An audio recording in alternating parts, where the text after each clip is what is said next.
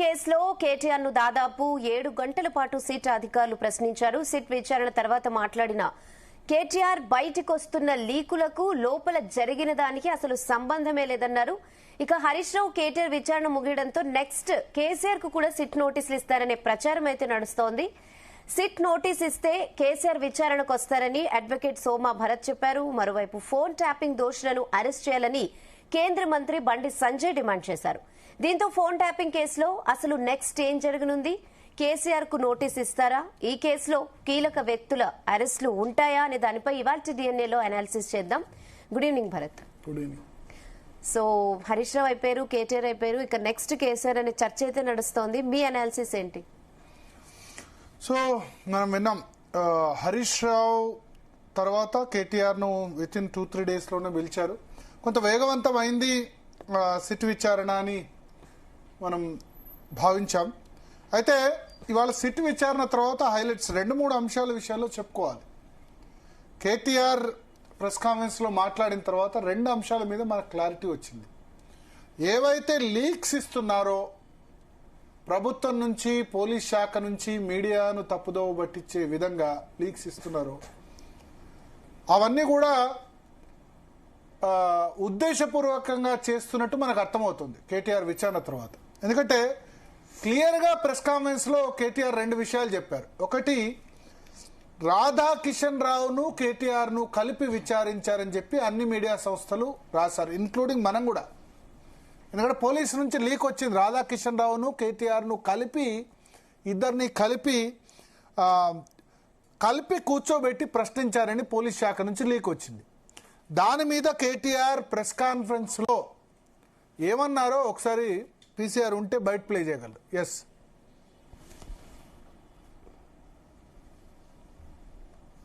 కొంతమంది చాలా ఇన్న మాట అనడానికి నాకే సిగ్గు ఉంది. కొంతమంది హీరోయిన్లను వీళ్ళేదో ట్యాప్ చేసి బెదిరించి ఇష్టం వచ్చినట్టుగా వాళ్ళు ఏదైతే అడ్డగోలు వ్యాఖ్యానాలు రాసినారో ఇది వాస్తవమా? వాస్తవం అయితే నా ముందు పెట్టండి, చెప్పండి ఎవరికి అట్లా జరిగింది దయచేసి చెప్పండి అని చెప్పాను. అనగానే అక్కడున్న అధికారి గారు, లేదండి అది కరెక్ట్ కాదు, మేము ఆల్రెడీ ఇగో మీడియా కథనాల్లో ఎన్ని వాస్తవాలు ఉంటాయండి. ఒక క్లాసిక్ ఎగ్జాంపుల్, ఆయన ఎవరినో కూర్చోబెట్టి నాతో కలిపి విచారించినట్టు. ఆయన ఎవరు రాని కూడా రాలేదు, మీరు చెప్పేట ఆయన ఆడ లేని కూడా లేడు, ఎవరిని కూర్చోబెట్టలే. గదే అంటున్నా, ఎవరు మనిషి లేడు, ఆడెవరు లేడు. మరి అందుకే అంటున్నా, మీరు మీడియా వాళ్ళు కూడా చూసుకోవాలి. ఎవరితోనో కలిసి కూర్చోబెట్టి నన్ను విచారించినట్ట. పురుగు కూడా లేడు ఆ పోలీసు వాళ్ళు, నేను తప్ప ఆడెవడు లేడు. కాబట్టి గిసొంటి అన్ని ఉంటాయి. ఇప్పుడు టీవీలో వచ్చింది ఏంటంటే, ఫస్ట్ మాజీ డీసీపీ రాధాకృష్ణతో కూర్చోబెట్టి ఆ 2 ఫోటోలు మీది ఆయనది పక్కన పెట్టి అదొకటి పెట్టారు. ఆయనది అయిపోయింది ఆఫ్టర్నూన్ 2 తర్వాత. అంటే ప్రభాకర్ రావుని పిలిపించి మళ్ళీ ప్రభాకర్ రావుని మీరు కూర్చోబెట్టి అక్కడ తారక రామారావు తప్ప ఏ రావు లేడు, నేను ఒక్కనే ఉన్నా తప్ప ఎవరు లేడు. మరి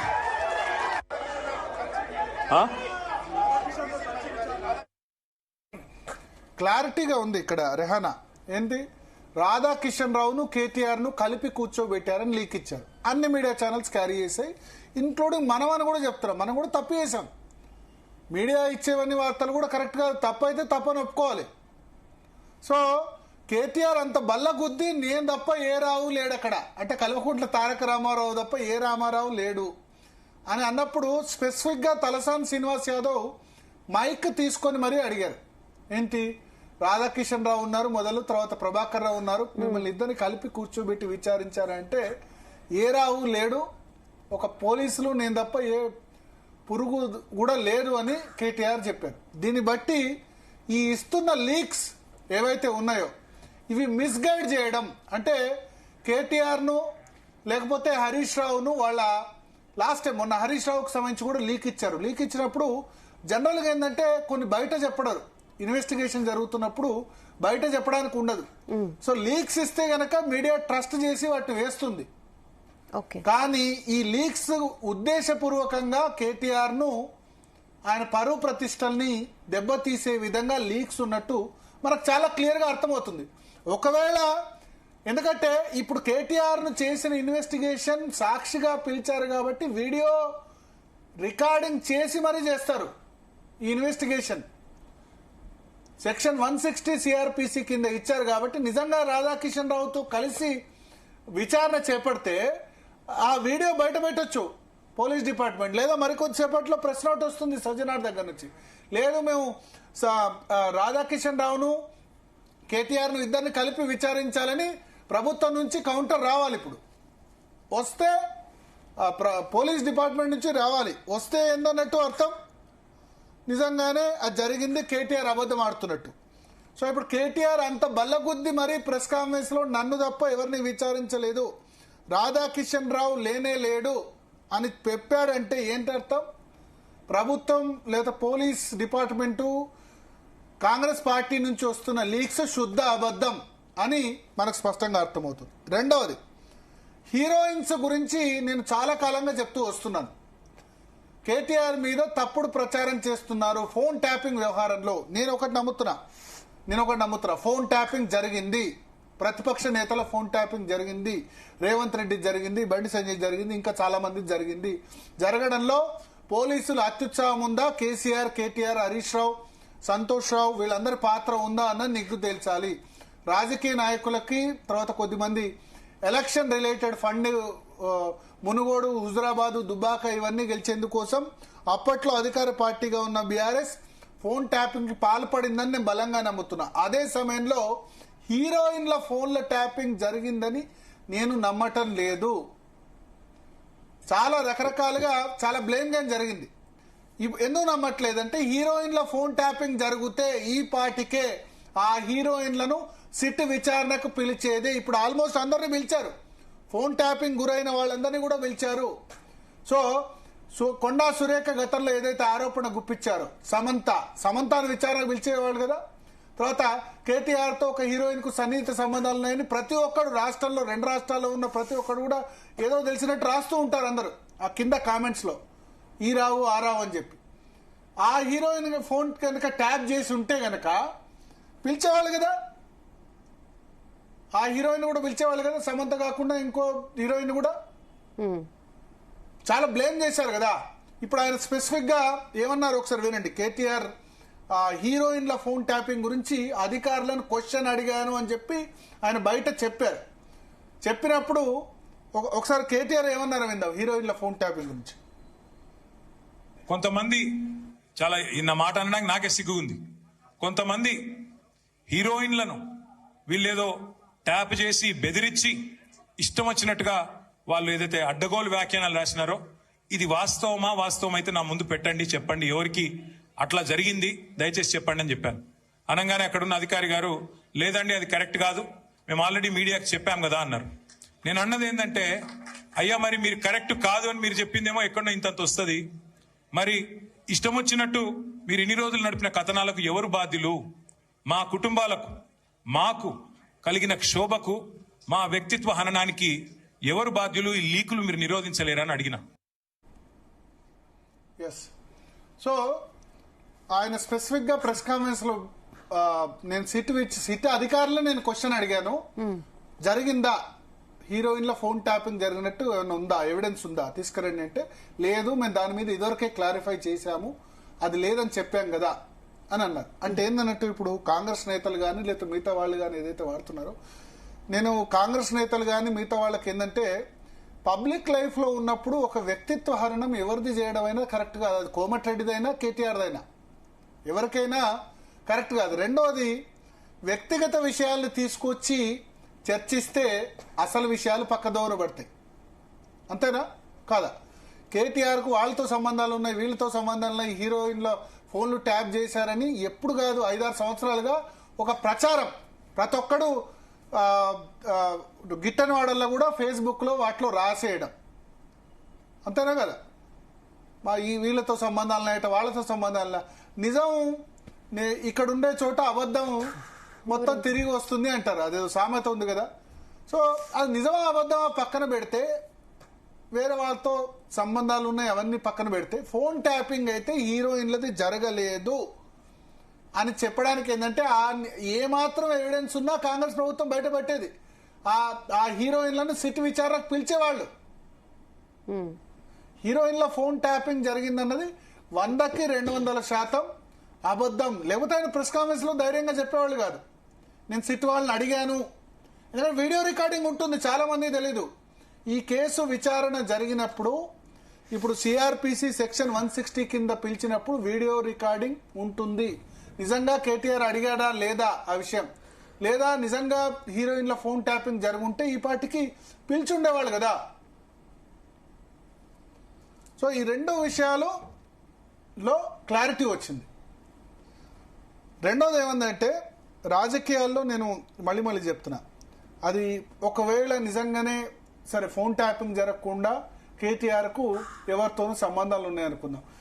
ఎవరికి ఎన్ని సంబంధాలు అంటే ఇక రాజకీయ నాయకులు సంబంధాలు లెక్కబట్టి పెట్టు పోవాలి. ఈ ఎమ్మెల్యేకి ఇంతమందితో సంబంధాలు ఉన్నాయి, ఈ ఎంపీకి ఇంతమందితో సంబంధాలు ఉన్నాయి, ఈ ముఖ్యమంత్రికి ఇంతమందితో సంబంధాలు ఉన్నాయి. దీన్ని బట్టి ప్రజలు ఓటేయాలా, లేకపోతే వాళ్ళ అడ్మినిస్ట్రేషన్ స్కిల్స్, వాళ్ళు చేసిన ప్రజాసేవ గురించి ఓటేయాలా? రాజకీయాల్లో ఇవన్నీ వ్యక్తిగత అంశాలు రాజకీయాలతో సంబంధం ఉంటుందా? ఒకవేళ నిజంగా ఎవరితో ఉన్న సంబంధం ఉందనుకోండి, ఆ సంబంధం ఉన్న వ్యక్తి బయటికి వచ్చి నన్ను టార్చర్ పెట్టారు అంటే అది ఇష్యూ అవుతుంది. అవునా కదా? నాకు మోసం చేశారంటే ఒక అవుతుంది. ఇద్దరు వ్యక్తుల మధ్య కన్సెన్సువల్ గా ఉంటే గనక అది బయటి వ్యక్తులకు ఏం సంబంధం? సో నాన్ ఇష్యూస్ చేస్తున్నారు. సేమ్ ఇప్పుడు ఐఏఎస్ అధికారిని కోమటిరెడ్డి వ్యవహారంలో కూడా ఇట్లా ఒక బట్టగాల్చి మొహం మీద వేయడం. ఐఏఎస్ అధికారిని ఫ్యామిలీ ఏం చేసింది? సరే కోమటిరెడ్డి వెంకటరెడ్డి అంటే పొలిటికల్ ఫిగర్, కానీ ఐఏఎస్ అధికారిని ఎంత బాధపడుతుంది లైఫ్ లాంగ్. ఇప్పుడు ఆ ఐఏఎస్ అధికారిని ఎవరో చాలా మందికి తెలిసిపోయింది, ఎందుకంటే ఇద్దరు మాత్రమే నల్గొండ కలెక్టర్గా ఉన్నారు, తెలిసిపోయింది. వాళ్ళు ఎంత బాధపడతారు? కేటీఆర్తో నింద వేయబడ్డ వ్యక్తులు సమంత అయినా లేకపోతే ఇంకో హీరోయిన్ అయినా వాళ్ళు సినిమా ఇండస్ట్రీలో ఉన్నారు కాబట్టి నిజంగా వాళ్ళకు కూడా తప్పే. సినిమా ఇండస్ట్రీలో ఉన్నారు కాబట్టి ఇటువంటి గాసిప్స్ కు వాటికి అలవాటు పడ్డారు. బట్ అదే ఐఏఎస్ అధికారిని ఆంధ్రవతిలోనే కథనం రాశారు, ఒక నిద్రమాత్రల మింగే ఆత్మహత్య యత్నం చేసిందని. నిజంగా చూశారా వాళ్ళు? చూసినట్టే దానిలో కథనం చేశారు కదా. ఎప్పటికీ ప్రజల దృష్టిలో ఉంటుంది కదా ఐఏఎస్ అధికారిని అంటే పలానా కోమటిరెడ్డితో సంబంధం ఉందట అని. ఆమె ఇంకా 20-30 ఏళ్ల సర్వీస్ ఉంది, ఆమె ఇబ్బంది పడదా? సో అందుకని మీడియా అయినా, సోషల్ మీడియా అయినా, యూట్యూబ్ అయినా, లేదా రాజకీయ పార్టీలైనా ఇటువంటి విషయాల్లో చాలా జాగ్రత్తగా ఉండాలి. ఆయన అన్నాడు నా కుటుంబం ఎంత మానసిక క్షోభ అనుభవించి ఉంటుందని చెప్పి. నిజంగా నేనేమంటానంటే శైలిమ గారు పాపం చాలా ఈ మొత్తం ఎపిసోడ్లో ఇబ్బంది పడ్డది శైలిమ గారు, అంతేనా? కేటీఆర్ భార్య కదా, అనవసరంగా తన భర్త మీద ఇటువంటి ఆరోపణలు వచ్చినప్పుడు ఆ కుటుంబం కొంత నిజంగానే ఉందేమో. ఇట్లా ఆలోచించే వాళ్ళు కూడా ఉంటారు కదా, అనుమానం ఉన్న వాళ్ళు ఉంటారు కదా. సో మానసిక క్షోభ అనుభవిస్తారు కదా. సో అందుకని ప్రతిపక్షాలు, అది కాంగ్రెస్ అయినా బీజేపీ అయినా, మీరు ఇష్యూస్ మీద ఫోకస్ చేయండి. రేపు ఎందుకంటే రేపు మీ మీద కూడా ఎవరో వాళ్ళతో లంక పెట్టచ్చు. రాజకీయ నాయకులారా, మీరు ఈ విషయంలో జాగ్రత్త ఉండండి. వ్యక్తిగత సంబంధాలని రాజకీయాల్లోకి తీసుకొస్తే దానికి అడ్డు ఉండదు, ఉంటుందా? ఆయన సంబంధం, ఈయన డ్రగ్స్ తీసుకుంటాడు కేటీఆర్ అన్నారు, సరే డ్రగ్స్ తీసుకుంటే ఆ డిఎన్ఏనో అదో టెస్ట్ తీసి అది చేయండి. ఇట్లా చాలా ఆరోపణలు చేశారు అధికారంలో ఉన్నప్పుడు. ఆయన ఇంకో వ్యక్తి రేవంత్ రెడ్డి మీద ఆధారపడతారు, లేకపోతే కేసీఆర్ మందు తాగుతాడు అంటారు. ఇవన్నీ అసలు ఇష్యూసా? కేసీఆర్ మందు తాగితే ఏంది? అసలు మందు తాగిన పొలిటీషియన్స్ నాకు తెలియదు 90% మందు తాగే పొలిటీషియన్సే ఉన్నారు ఎక్కడైనా, అర్థమైందా? సో ఇవన్నీ నాన్ ఇష్యూస్ ను ఇష్యూ చేస్తున్నారు పాలిటిక్స్ లో. అయితే ఫోన్ ట్యాపింగ్ లాంటి సివియర్ ఇష్యూలో రాజకీయ నాయకుల ఫోన్ ట్యాపింగ్ జరుగుతున్నప్పుడు అటువంటి సివియర్ ఇష్యూస్లో ఇటువంటి నాన్ ఇష్యూస్ వచ్చి దానివల్ల ఆయన క్లారిఫై ఇప్పుడు చేయాల్సి వచ్చింది. ఫోన్ ట్యాపింగ్ అనేది నేను చెప్తున్నా చాలా పెద్ద నేరం. దాన్ని పోలీస్ అధికారులైనా రాజకీయ నాయకులైనా ఒకసారి శిక్ష పడాలి. శిక్ష పడితే గనక నెక్స్ట్ ఎవరు కూడా చేయడానికి అవకాశం ఉండదు, అవునా కదా? కానీ ఇటువంటి సిల్లివన్నీ తీసుకొచ్చి పెట్టి మనం నడుపుకోవడానికి, మీడియాలో నడుపుకోవడానికి వాటికి ఉంటుంది. సో ఇప్పుడు 7 గంటల పాటు క్వశ్చన్ చేశారు కేటీఆర్ను, దాదాపు 7 hours క్వశ్చన్ చేశారు. నెక్స్ట్ ప్రభుత్వ లీకుల ప్రకారం, ఆ లీకులు నిజమవుతాయా కాదో తెలియదు, కానీ ఈ 2 లీకులు అయితే తప్పని ఇవాళ తెలిసిపోయింది కదా. రాధాకిషన్ రావుతో విచారించారన్నది కేటీఆర్ అంత బలంగా చెప్పిన తర్వాత నేనైతే కేటీఆర్ నమ్ముతున్నా. ఎందుకంటే ప్రెస్ కాన్ఫరెన్స్ లో బయటకు వచ్చి ధైర్యంగా చెప్పాడు. రేపు ఎందుకంటే ఇప్పుడు సజ్జనార్ రిలీజ్ చేసే దానిలో ఖండించవచ్చు, లేదు మేము రాధాకిషన్ రావును కేటీఆర్ని కలిపి విచారించామని చెప్పొచ్చు ఒకవేళ నిజంగా విచారిస్తే. సో అక్కడ కేటీఆర్ ను నమ్మడానికి అవకాశం ఉంటుంది. రెండోది, ఫోన్ ట్యాపింగ్ వ్యవహారాల్లో నిజంగానే ఉంటే ఎవరైనా హీరోయిన్ కు నోటీసులు ఇస్తే సిట్ అయిపోద్ది కదా. చాలా మందికి ఇచ్చారు, రఘునందన్ రావుకి ఇచ్చారు, ఈటెల రాజేందర్కి ఇచ్చారు, చాలా మందికి ఇచ్చినట్టే ఇస్తే అయిపోతుండే. సో మాట్లాడదాం. మనతో పాటు శరత్ గారు జాయిన్ అయ్యారు, అదేవిధంగా రాకేష్ రెడ్డి గారు బీజేపీ ఎమ్మెల్యే ప్రస్తుతం లైవ్లో సిద్ధంగా ఉన్నారు. ముందుగా రాకేష్ రెడ్డి గారు మ్యూట్ తీసేయండి. మేము మ్యూట్ తీసేంతలో నేను శరత్ గారి దగ్గరికి వెళ్తాను. మ్యూట్ ఏం లేదండి. రాజయ్య గారు కూడా జాయిన్ అయ్యారు, మాజీ డిప్యూటీ సీఎం. రాజయ్య గారు మీరు ఫోన్ కరెక్ట్ గా పెట్టుకోండి. జస్ట్ కరెక్ట్ లేదా? అందంగా పెట్టుకోండి ఫోన్. మనసు రాకేష్ రెడ్డి గారు చెప్పండి, ఏమనిపిస్తుంది? 7 hours విచారణ జరిగింది. బాబాకి 7 బామ్మర్దికి 7. మొన్న బాబాకి 7 గంటలు ఇలా బామ్మర్దికి 7 గంటలు. ఏమైనా ఎక్కువ తక్కువ అయితే ఫీల్ అవుతారని ఇద్దరికి సరి 7 గంటలే విచారణ చేసినట్టున్నారు అధికారులు. ఇది మొత్తానికి భరత్ టోటల్ గా తెలంగాణ ప్రజలని అంటే 2 పార్టీలు కలిపి కుమ్మక్కై ఆడుతున్న ఆట ఇది. ఒకటేమో ఇప్పుడు ఈ కాంగ్రెస్ ప్రభుత్వము ఎన్నికలకు ముందు చేసిన వాగ్దానాలు కావచ్చు, 400 420 వాగ్దానాలు కావచ్చు, లేకపోతే అప్పుడున్న కాళేశ్వరం స్కాము 1,00,000 కోట్లు కల్వకుంట్ల ఫ్యామిలీ లోపల పెడతా, హరీష్ రావుని పైకి పంపిస్తా అని ఎగిరిన ఫుట్బాల్ ప్లేయర్ కావచ్చు. దీని మొత్తం ఇప్పుడు తెలంగాణ మొత్తం డైవర్షన్ పాలిటిక్స్. వీళ్ళు కూడా ఏంది బీఆర్ఎస్ వాళ్ళు ఇంకా వీళ్ళ స్కాములు రావద్దని వీళ్ళు కొద్దిగా యాక్టింగ్ చేస్తున్నారు. ఈ ఇద్దరు కలిపి ఆడుతున్న నాటకం. ఇప్పుడు ఫర్ ఎగ్జాంపుల్ చెప్తున్నా భరత్, ఒకవేళ మీరు సిట్ కంపల్సరీ మీకు సీరియస్నెస్ ఉందంటే 3 నెలలకు ఒకళ్ళు వెళ్తారా, 6 నెలలకు ఒకళ్ళు వెళ్తారా? 2 సంవత్సరాల నుంచి అంటే మీకు ఎప్పుడెప్పుడు మ్యాటర్ డైవర్షన్ చేయాలా, అప్పుడు ఒకరిని వెళ్తారు. ఇక ఇప్పుడు అన్నట్లు అంటే జనరల్ గా ఈ రోజు ఏదో వార్త చూశాను, ప్రవీణ్ కుమార్ గారు ఐపీఎస్, మాజీ ఐపీఎస్, ఆయన అంటున్నాడు చట్టబద్ధమే అంటున్నాడు. అంటే ఇంకా ప్రజల్ని ప్రిపేర్ చేస్తున్నారు అంటే ట్యాపింగ్ చట్టబద్ధము అని. ఇంకా ఆయన పాపము కేటీఆర్ గారు ఇంకా చాలా రకాలు మాట్లాడాడు. వ్యక్తిత్వ హననం అని వీళ్ళు ఎవరిని చేయలేదండి, అందరిని వ్యక్తిత్వ హననం చేశారు కదా, చేసిండ్రు. వాళ్ళ వ్యక్తిగత కక్షలకు జైల్లో వీళ్ళని అదృష్టవంతులు ఇంకా బయట ఉన్నారు. ఇంకా ఆయన రేవంత్ రెడ్డి ఏదో ఇంకా మరీ కాంప్రమైజ్ గా పోతున్నట్టు, ఏదో ఆయనకి ఇంకా ఏదో లోపాయికార ఒప్పందం ఉన్నట్లు. అది ఈ రకంగా ప్రతి ఒక్కళ్ళు వ్యక్తిత్వ హననం చేశారు వీళ్ళు, ఎవరిని చేయలేదు ఆ కుటుంబం గాని ఆ ప్రభుత్వం గాని.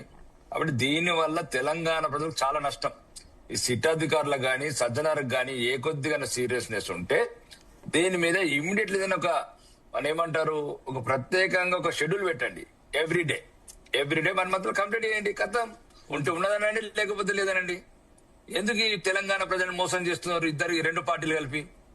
ఇప్పుడు మీకు 3 నెలలకు ఒకసారి వెళ్తారండి. ఇదే సీరియస్నెస్ మీకు ఉన్నది అంటే మీకు ఎప్పుడెప్పుడు పొలిటికల్ డ్రామాని డైవర్ట్ చేయాలా? ఏదైతే ఇప్పుడు ఎన్నికలు వస్తున్నాయి, లేకపోతే కాంగ్రెస్ ఆడిన అబద్దాలు ఈ రోజు ఎన్నికలలో అడుగుతారు, మున్సిపల్ ఎన్నికలలో, కార్పొరేషన్ ఎన్నికలని ప్రజలు ఎక్కడ నిర్దిస్తారని దీన్ని డైవర్షన్ చేస్తున్నారు. వాళ్ళకు కూడా కావాల్సింది అదే బీఆర్ఎస్ లకు. వాళ్ళ పాత తప్పిదాలు, వేలాది కోట్ల అవినీతి, పాత కేసులన్నీ బయటికి రావద్దని వాళ్ళు కాంప్రమైజ్ సహకరిస్తున్నారు ఈ డ్రామాకు. నువ్వు కొట్టినట్లు చేయు, మేము ఏడిచినట్లు చేస్తాము, నువ్వు తూడ్చినట్లు చేయి అని. ఇది మొత్తానికి మొత్తం కాంగ్రెస్ బీఆర్ఎస్ కలిసి ఆడుతున్న నాటకం ఈ సిట్. ఈ సిట్ లో ఏ కొద్దిగా నిజాయితీ ఉన్నా ఇమ్మీడియట్ ఒక 1 month షెడ్యూల్ పెట్టండి, కంప్లీట్ చేయండి.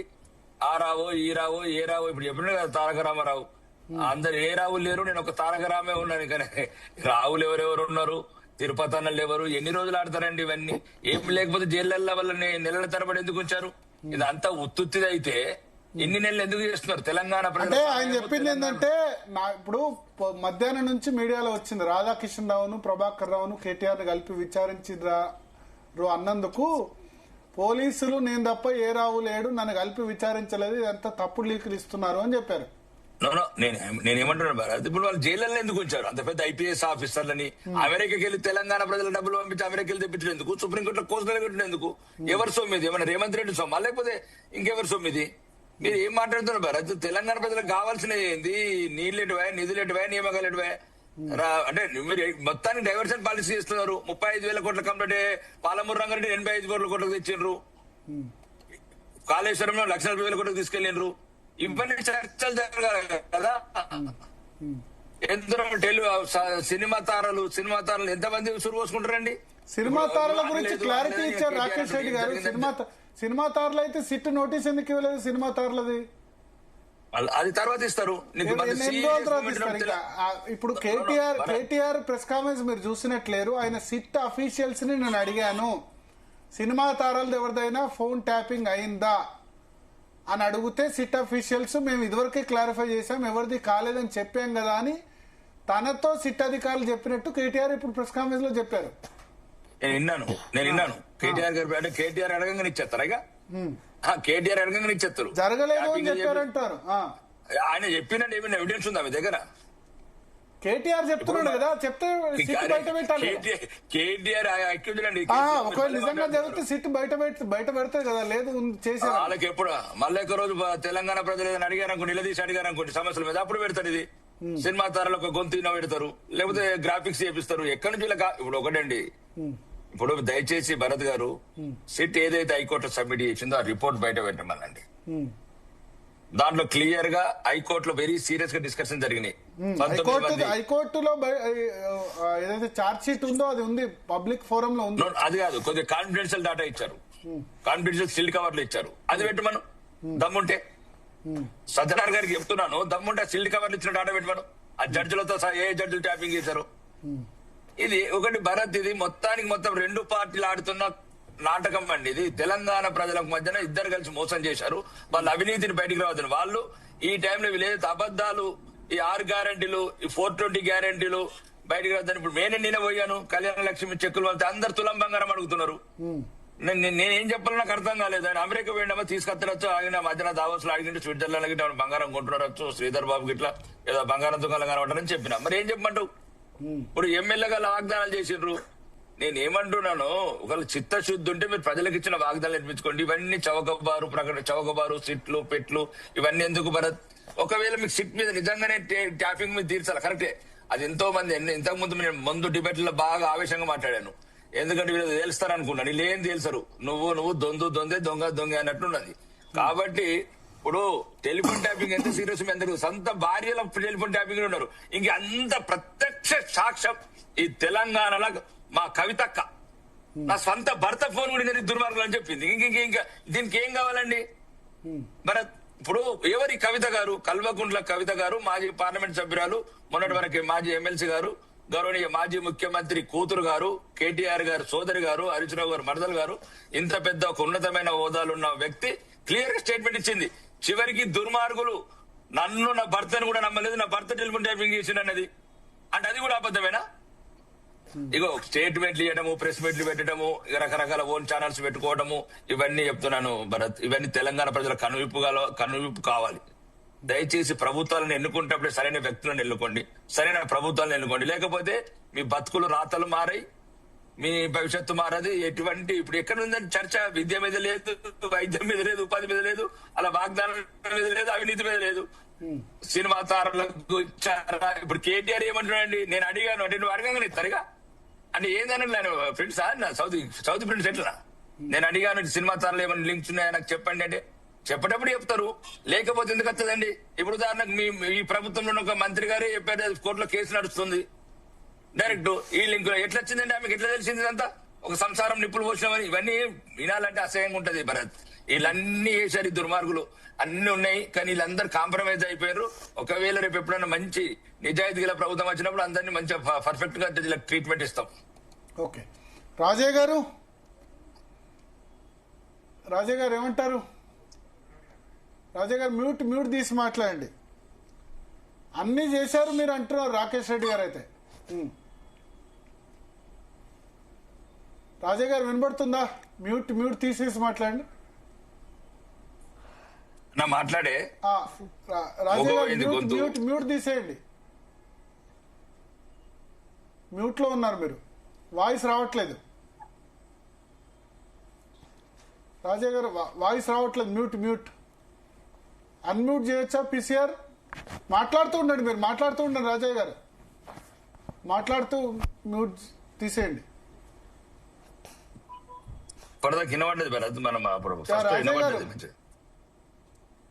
సో సమ్ ప్రాబ్లం ఉంది. శరత్ గారు, పీసీఆర్ ఒకసారి ప్రాబ్లం చూడు. ఎస్ శరత్ గారు ఏమంటారు?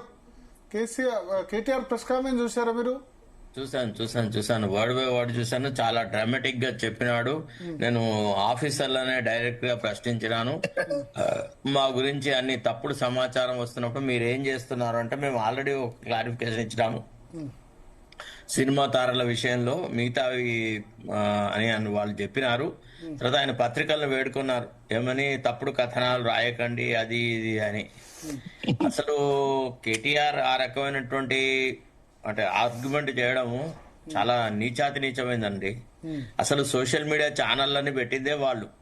ఇవాళ దాదాపు ఒక 10 to 15 సోషల్ మీడియా ఛానళ్లు కేవలము కేసీఆర్, కేటీఆర్, హరీష్ రావు వీళ్ళ కుటుంబ గౌరవాన్ని కాపాడడానికి, కాంగ్రెస్ పార్టీ మీద దుమ్మెత్తిపోయడానికి పనిచేస్తున్న మాట వాస్తవం కాదా? మీడియా లైన్ లో మీరున్నారు, నేనున్నాను. సార్ వినిపిస్తుందా? వినిపిస్తుంది చెప్పండి.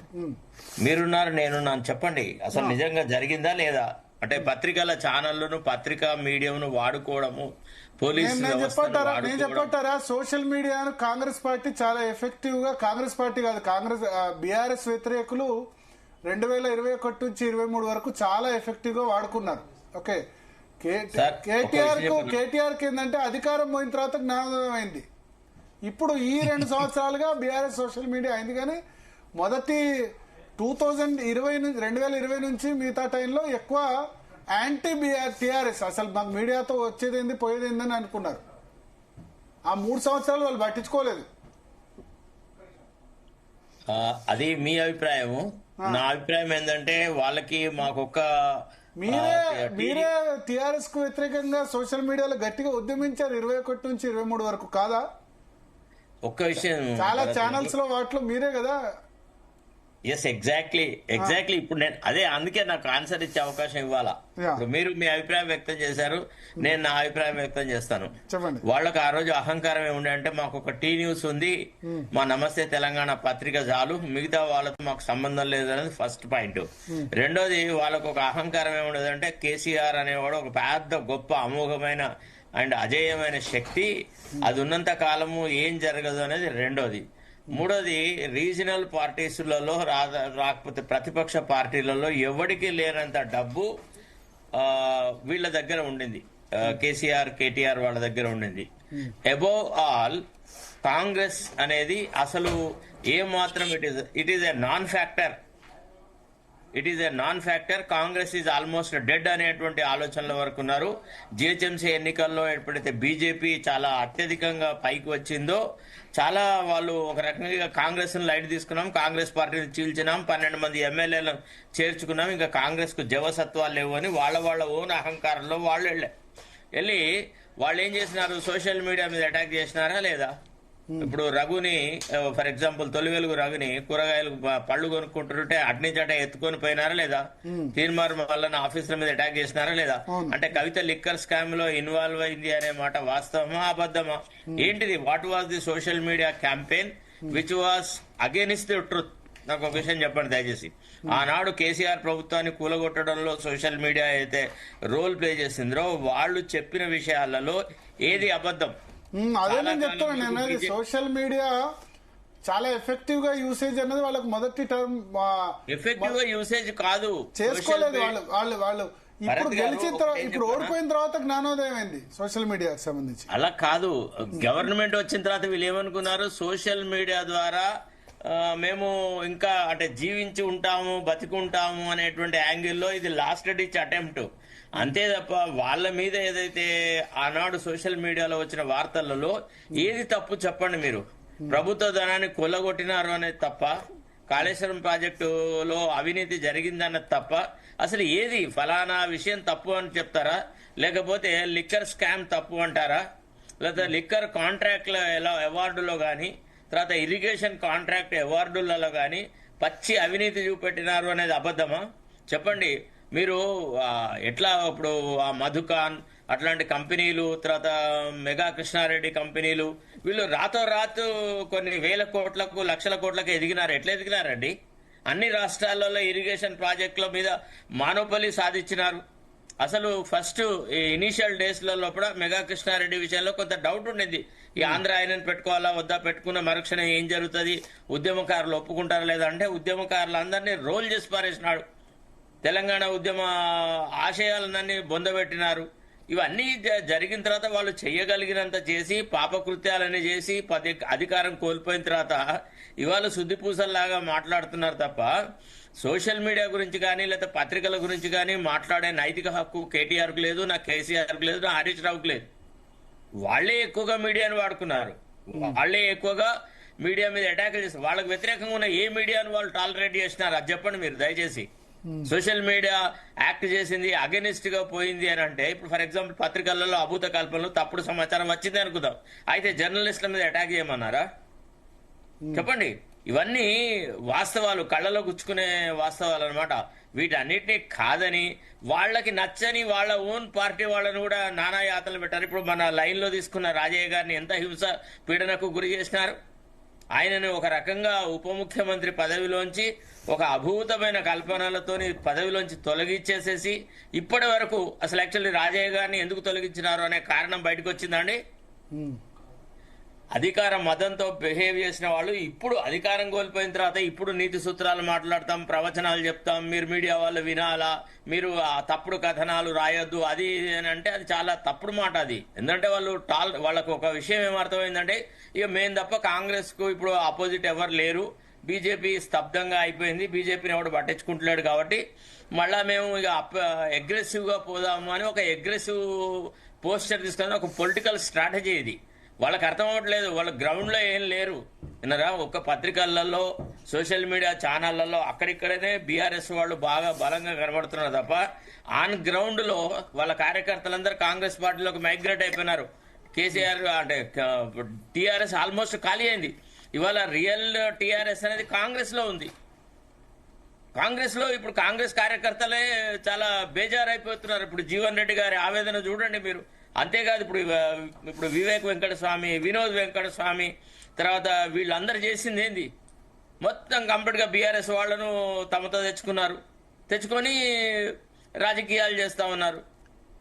సో కాబట్టి మీడియా ఏదో తప్పుడు పని చేసింది అది ఇది కాదు, ప్రజాస్వామ్యాన్ని బొందబెట్టే పని వాళ్ళు చేసినారు. మీడియా తమ పని తాము చేసింది. యాజ్ ఎ విజిలెంట్ ఫోర్స్ గా ఒక vigilant watch dog role play చేయడం వల్లనే బీఆర్ఎస్ పార్టీ పతనమైంది. సరే ఇవాళ వాళ్ళు ఒక విషయం చెప్పమానండి కేటీఆర్ ని, there was no telephone tapping. మరి లేకపోతే ఎట్లా రేవంత్ రెడ్డికి సంబంధించిన ఇన్ఫర్మేషన్ అంతా వచ్చింది, రేవంత్ రెడ్డి కదలికలు ఎట్లా గమనించగలిగినాం? సరే ఇంకెవరికన్నా ఈ విషయాన్ని చెప్తే అర్థం ఉంది, కానీ నాలాంటి వ్యక్తి అయితే ఇట్లాంటి విషయాలను కొన్నిటిని నేను చూసినాను, కొన్నిటికి సజీవ సాక్షిని.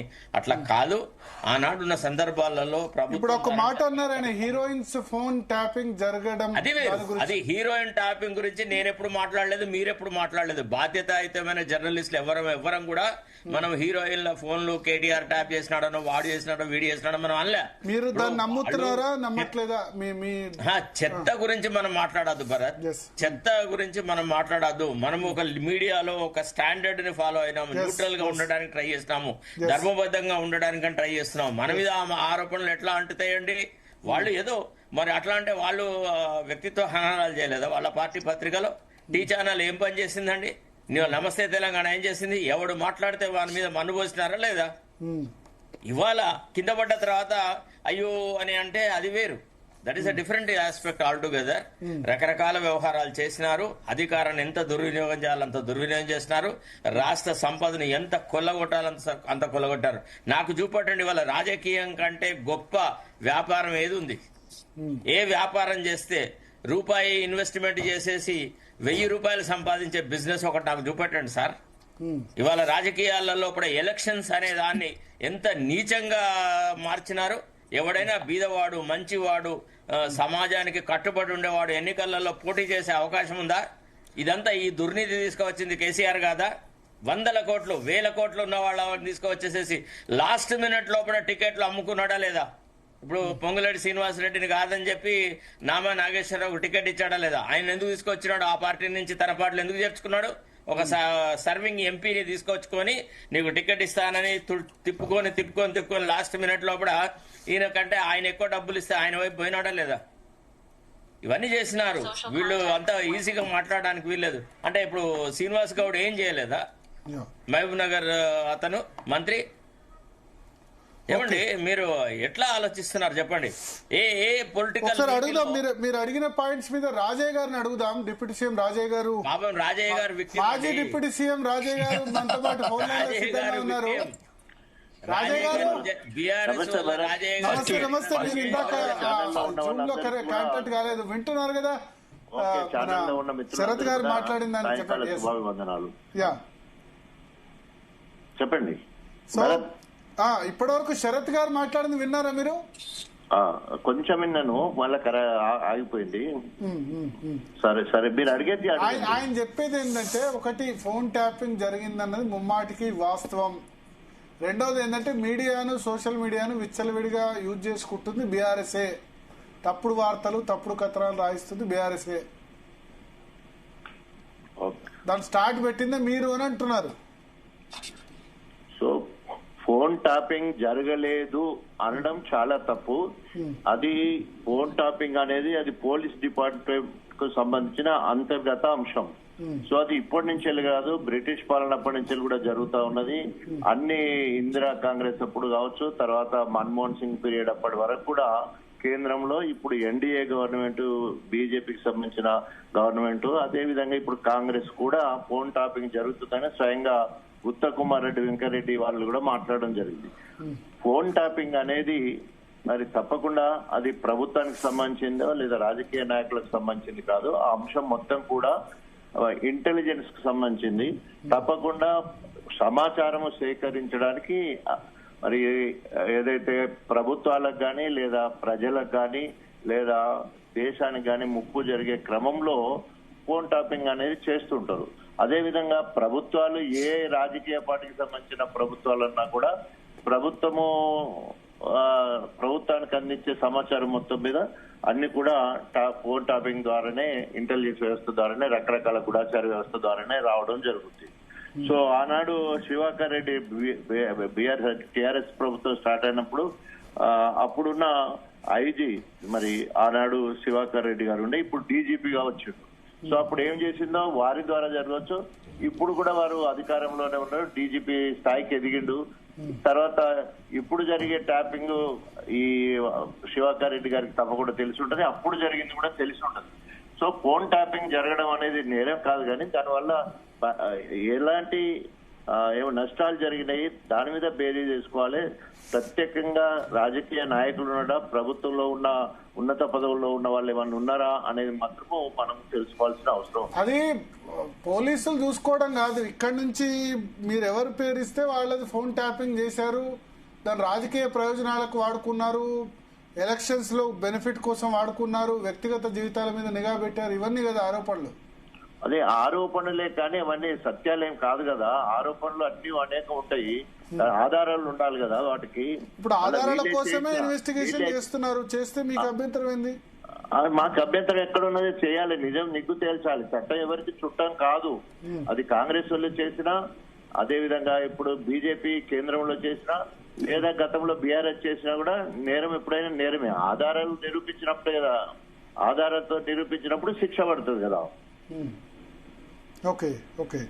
సో ఇప్పుడు ఆధారాలతో నిరూపించే క్రమంలోనే ఇన్వెస్టిగేషన్ చేస్తున్నారు, చేస్తే అట్లా జరుగుతున్నట్టు కనిపించట్లేదు, అట్లా కనిపించినట్టు కనిపించలేదు. ఈ రోజు ఎప్పుడైతే రేవంత్ రెడ్డి మరి విదేశాలకు వెళ్లే క్రమంలోనే పోతూ పోతూ నేర్పించిపోయినట్టు, లేదా ఇక్కడ ఏదో గందరగోళం ఏర్పడబోతున్నట్టు, దీన్ని డైవర్షన్ పాలిటిక్స్ చేయాలనే ఉద్దేశంతో ఈ కార్యక్రమాలు జరుగుతున్నాయి. హామీలు నెరవేర్చలేక డ్రామాలు ఆడుతున్నట్టు కనిపిస్తున్నాయి. ప్రశ్నించే గొంతులకు మరి ఇలా కాంగ్రెస్ కత్తితో బెదిరిస్తున్నట్టు, అదిరిస్తున్నట్టు కనబడతా ఉన్నది. సో నైని బొగ్గు బోర్డుకు సంబంధించిన టెండర్ రద్దయిపోయింది బీఆర్ఎస్ పార్టీ చేసిన పోరాటం వల్ల. నిజాలు నిగ్గు తేల్చాల్సిన అవసరం దాంట్లో గతంలో ఉన్నాయి. గతంలో ఏసీబీ, ఈడీ కేసులు, సిఐటి కేసులు, ఇవన్నీ సిట్ కేసులు అన్ని అనేక కేసులు వస్తూనే ఉన్నాయి. 2.5 సంవత్సరాల కాంచెల్లి కక్ష సాధింపు చర్యలో భాగంగా మాత్రమే జరుగుతుంది. గత 10 సంవత్సరాలు బీఆర్ఎస్ అధికారంలో ఉన్నప్పుడు ఇలాంటి ఫోన్ ట్యాపింగ్ విషయాలు కానీ, లేకపోతే ఏవి కూడా కక్ష సాధింపు చర్యలు కానీ ఏమి లేవు. పాలన తెలంగాణ అభివృద్ధి కోసం పనిచేయడం జరిగింది. ఎలాంటి కక్ష సాధింపు చర్యలు ప్రతిపక్షాల మీద అప్పుడు జరగలేదు. సో ఒకటి రేవంత్ రెడ్డి రెడ్ హ్యాండెడ్ గా దొరికిన ఓటుకు నోటు విషయంలో తప్ప వేరే ఎవ్వరి మీద కూడా మరి చర్యలు అది తీసుకున్నట్టు ఎట్లా ఫోన్ ట్యాపింగ్ ద్వారా తెలిసిందా? ఏదది రేవంత్ రెడ్డి డైరెక్ట్ గా చూసాం కదా, విజువల్స్ చూసాం కదా. ఇన్ఫార్మర్ అయి ఉండొచ్చు కదా, అది కూడా ఇంటెలిజెన్స్ వ్యవస్థనే కదా. ఇన్ఫార్మర్ వ్యవస్థ కూడా ఇంటెలిజెన్స్ వ్యవస్థనే, ట్యాపింగ్ కూడా ఇంటెలిజెన్స్ వ్యవస్థనే. అదే చెప్పినా కదా, ప్రభుత్వానికి అనేక సోర్సెస్ ఉంటాయి సమాచారాన్ని సేకరించడానికి. సో ఇంటెలిజెన్స్ డిపార్ట్మెంట్ లేదా వాళ్ళను సీఎం గాని లేకపోతే ఇతర ఉన్నత పదవుల్లో ఉన్న వాళ్ళు అడిగే క్రమంలో అది వాళ్ళు ఏ రకంగా తీసుకొస్తారో సమాచారం చెప్పవలసిన బాధ్యత ఆ డిపార్ట్మెంట్ కు ఉంటది. సో దాన్ని బట్టి ప్రభుత్వాలు నిర్ణయం తీసుకుంటాయి. ఇది ఇలాంటి విషయాలు కావచ్చు, ప్రజలకు భద్రత కల్పించే విషయాలు కావచ్చు, అదేవిధంగా అనేక రక్షణకు సంబంధించిన విషయాలు కావచ్చు, తర్వాత ఏమంటారు ఈ రోజు మనం చూస్తున్న మావోయిస్టులకు సంబంధించిన అంశం కావచ్చు, ఇట్లాంటి అనేక విషయాలు కూడా ఆ వ్యవస్థ ద్వారానే తెలుసుకుంటున్నారు. ఆ వ్యవస్థ ద్వారానే అనేక రకాలుగా అంతమొందించడం కూడా జరుగుతుంది, లేకపోతే పట్టుకోవడం జరుగుతుంది, అరెస్ట్ చేయడాలు జరుగుతున్నాయి, తర్వాత సరెండర్ అవ్వడం జరుగుతుంది, అనేక రకాలుగా జరుగుతూ ఉన్నాయి. అంటే ఆ ఇంటెలిజెన్స్ వ్యవస్థ ఉంది కాబట్టి అసలు నేనంటాను ట్యాపింగ్ అనేది చట్టబద్ధంగా జరిగినప్పుడు ఇది నేరమే కాదు, ఎందుకంటే పోలీసులకు ఉన్న అస్త్రం అది. అయితే చట్టబద్ధంగా జరగలేదట కదా, చట్ట విరుద్ధంగా జరిగిందట కదా, అది నిరూపించాలంటున్నాను కదా. నేనేమంటున్నా నిరూపించే క్రమంలో రాధాకిషన్ రావు స్టేట్మెంట్ ఇచ్చాడు. పెద్ద ఆయన ఆదేశాల మేరకి జరిగింది ట్యాపింగ్ అని చెప్పారు. ఎప్పుడైనా కూడా భరత్ గారు ఎప్పుడైనా కూడా వైఎస్ రాజశేఖర రెడ్డి గారి నుంచి మొదటి ఇప్పటి వరకు శిక్ష అనుభవించి మాత్రం ఐఏఎస్ ఐపీఎస్ అధికారులే. శివాకర్ రెడ్డిని ఆనాడు ఐజీగా ఉన్నారు, వారిని ఎందుకు విచారించడం లేదు? మరి ఇప్పుడు ఆనాడు మొత్తం సమాచారం సేకరించింది మొత్తం కూడా శివాకర్ రెడ్డి, ఇప్పుడు డీజీపీగా ఉన్నారు కదా. శివాకర్ రెడ్డి 16 వరకు మాత్రమే ఉన్నారు. ఫోన్ ట్యాపింగ్ ఉండొచ్చు, అప్పుడు కూడా జరిగినాయి కదా. ఇప్పుడు ఇంతకుముందు నా విషయం వచ్చింది కదా, నా ఫోన్ కూడా ట్యాప్ అయింది, అప్పుడు వీరే అధికారి అని చెప్పేసి కూడా అప్పుడు ఇన్ఫర్మేషన్ పేపర్లలో కూడా వచ్చింది. అంటే ఇప్పుడు వారు కూడా నేరం చేసినట్టే కదా. ఒకవేళ మీ ఫోన్ ట్యాపింగ్ వల్లనే మేము ఉప ముఖ్యమంత్రి పదవి వీడాల్సి వచ్చిందా? నన్ను ఎందుకు తీసిర్లు అనేది అప్రస్తుతం. ఇప్పుడు ఎందుకోసం అంటే నా విషయం వేరు, ఏకు మేక్ అవుతుంది.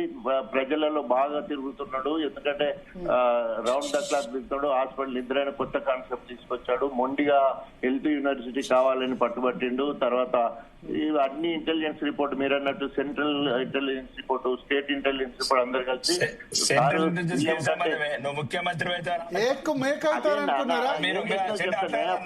అప్పుడున్న సమాచారం చెప్తున్నాను అన్న, నేను అప్పుడున్న సమాచారం రాకేష్ గారు చెప్తాను. ఇప్పుడు 10 సంవత్సరాల కింద జరిగింది, 12 సంవత్సరాల కింద జరిగింది నేను చెప్తున్నా.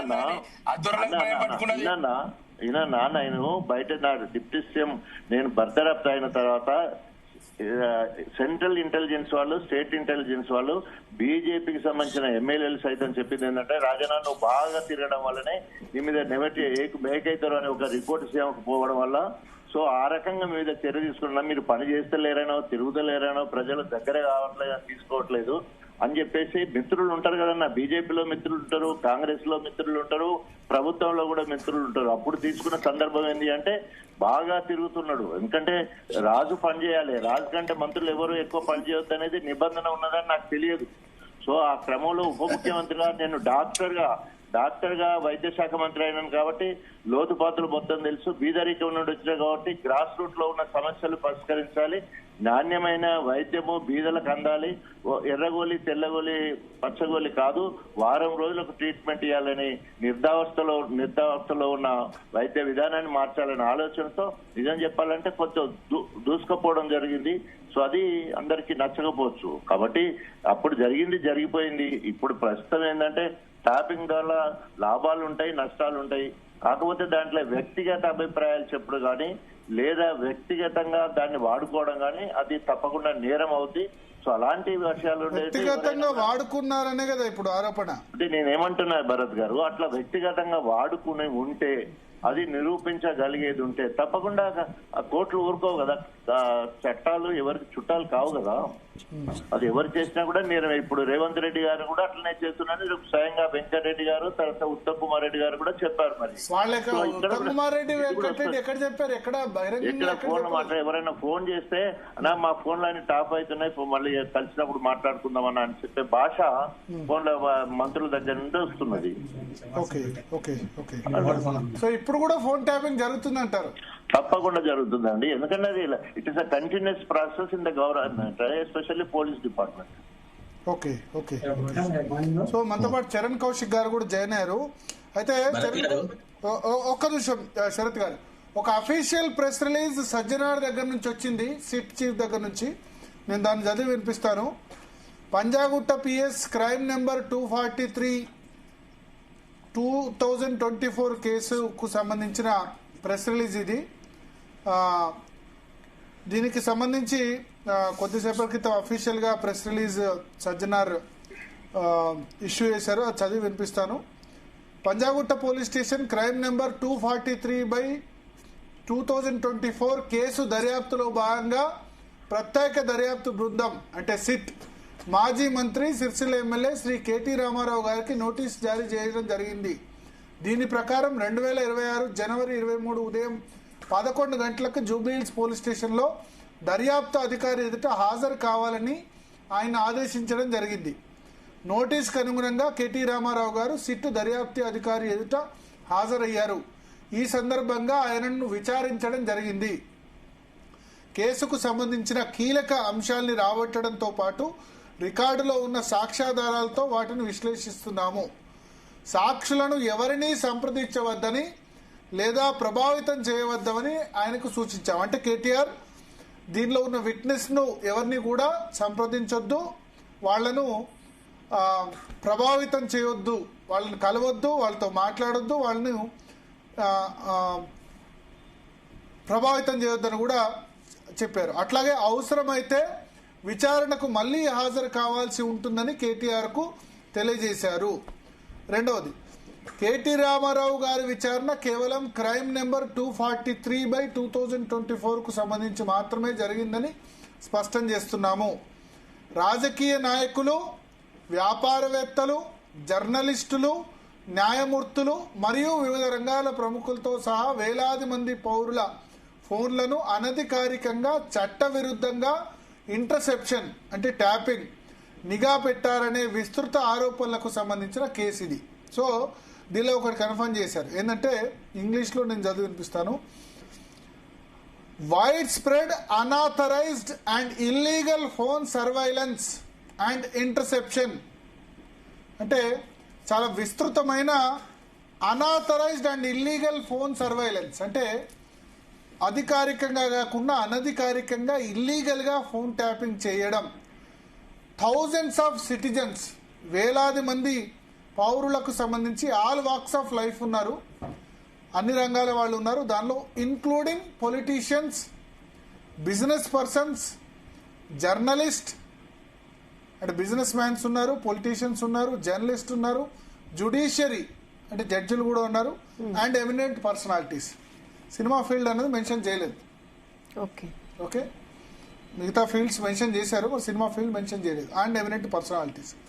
It has been noticed that misleading and baseless information is being circulated by certain sections of the media and individuals. కొన్ని మీడియాలో కానీ కొన్ని సెక్షన్స్లో బేస్లెస్ ఇన్ఫర్మేషన్, ఆధారరహితమైన ఇన్ఫర్మేషన్ సర్క్యులేట్ అవుతుంది. Claiming that phone interception was done on security grounds అంటే భద్రతా కారణాల దృష్ట్యా మాత్రమే ఫోన్ ట్యాపింగ్ జరిగింది అని, దీనిలో చట్టవిరుద్ధంగా ఫోన్ ట్యాపింగ్ జరగలేదని కొన్ని మీడియాలో వార్తలు వస్తున్నాయి. కొన్ని మీడియాలో వార్తలు వస్తున్నాయంటే చట్టవిరుద్ధంగా ఫోన్ ట్యాపింగ్ జరగలేదని అన్నది మొన్న కేటీఆర్ మన సాయంత్రం సిరిసిల్లో మాట్లాడుతూ చట్టవిరుద్ధంగా చేయలేదు, ఫోన్ ట్యాపింగ్ జరిగింది బ్రహ్మాండంగా, కానీ చట్టవిరుద్ధంగా చేయలేదు, ఇల్లీగల్గా చేయలేదు, లీగల్గానే చేశారు అని ఆయన అన్నారు. అది భద్రతా కారణాల దృష్ట్యా, సెక్యూరిటీ గ్రౌండ్స్ దృష్ట్యా మాత్రమే చేశారన్నారు. సో ఆ కేటీఆర్ కు సజ్జనార్ ఇప్పుడు కౌంటర్ ఇచ్చారు. Interception was done on security grounds and that no illegality was involved. అసలు దీనిలో ఇల్లీగల్గా ఏం జరగలేదు అని అన్నారు. The investigation agency is not concerned with such false narratives. అంటే ఏదైతే ఇల్లీగల్గా జరగలేదు అని చెప్తున్నారో ఇన్వెస్టిగేటివ్ ఏజెన్సీగా మేము చెప్తుంది ఏంటంటే ఈ ఫాల్స్ నేరేటివ్ని ప్రచారం చెయ్యొద్దు అని ఖచ్చితంగా వాళ్ళు స్పష్టం చేస్తున్నారు. ఈ నేపథ్యంలో ధృవీకరించని లేదా తప్పుదోవ పట్టించని సమాచారాన్ని ప్రచారం చేయవద్దని మేము కోరుతున్నాము అని అన్నారు. The investigation agency is not concerned with such false narratives. Security కోసమే ఫోన్ ట్యాపింగ్ చేశారన్నది false narrative. The investigation is being conducted strictly in accordance with law, fairly and professionally. So చట్ట ప్రకారం ఫెయిర్గా ప్రొఫెషనల్గా ఇన్వెస్టిగేషన్ చేస్తున్నాం. In view of the above the public is requested not to propagate or circulate unverified or misleading information and to rely only on facts placed on record through lawful and official channels అని సజ్జనార్ జారీ చేసిన press రిలీజ్లో ఉంది. ఇదే సమయంలో police అధికారుల సంఘం Telangana police అధికారుల సంఘం రాష్ట్ర అధ్యక్షులు వై గోపిరెడ్డి ఒక ప్రెస్ రిలీజ్ ఇచ్చారు. ఆయన ఏంటంటే తెలంగాణ రాష్ట్రంలో హరీష్ రావు కౌంటర్ ఇస్తూ తెలంగాణ రాష్ట్రంలో శాంతి భద్రతల పరిరక్షణ కోసం, ప్రజల ధనమాన ప్రాణాల రక్షణ కోసం పోలీసు అధికారులు అహోరాత్రులు విధులు నిర్వర్తిస్తూ ప్రాణాలని సైతం లెక్క చేయకుండా సేవలందిస్తున్నారు. పోలీస్ శాఖపై మాజీ మంత్రి హరీష్ రావు చేసిన వ్యాఖ్యలు పూర్తిగా అసత్యమైనవి, నిరాధారమైనవి, దురుద్దేశపూరితమైనవి. ఆయన ఏమన్నారంటే ఈ కొద్దిమంది రిటైర్డ్కు దగ్గరగా ఉన్న పోలీసు వాళ్లతో ఇన్వెస్టిగేషన్ చేసి మా మీద తప్పుడు కేసులు పెట్టించే ప్రయత్నం చేస్తున్నారు. అటువంటి వాళ్ళని సేమ్ జగన్ కొట్టిన డైలాగ్ కొట్టారు. సప్త సముద్రాల అవతల ఉన్నా సరే మేము పట్టుకొస్తాం, వాళ్ళను చట్టం ముందు నిలబెడతాం, వాళ్ళు కోర్టు కేసులు ఎదుర్కోవాల్సి ఉంటుంది, ఆ కోర్టు కేసులు వాళ్ళ సొంత ఖర్చులతో ఎదుర్కోవాల్సి ఉంటుందని చెప్పి హరీష్ రావు స్టేట్మెంట్ ఇచ్చారు. దాన్ని ఖండిస్తూ ఈ వ్యాఖ్యలు పోలీస్ శాఖ ప్రతిష్టను దిగజార్చే ఉద్దేశంతో ప్రజల విశ్వాసాన్ని దెబ్బతీయడానికి చేయబడినగా భావిస్తున్నాం. కేసుల దర్యాప్తు సందర్భంలో సాక్ష్యాధారాలు సేకరించిన వాటిని పునఃసమీక్షించుకోవడానికి అవసరమైతే ఎవరినైనా ఎప్పుడైనా విచారణకు పిలిచే అధికారం ఉంది.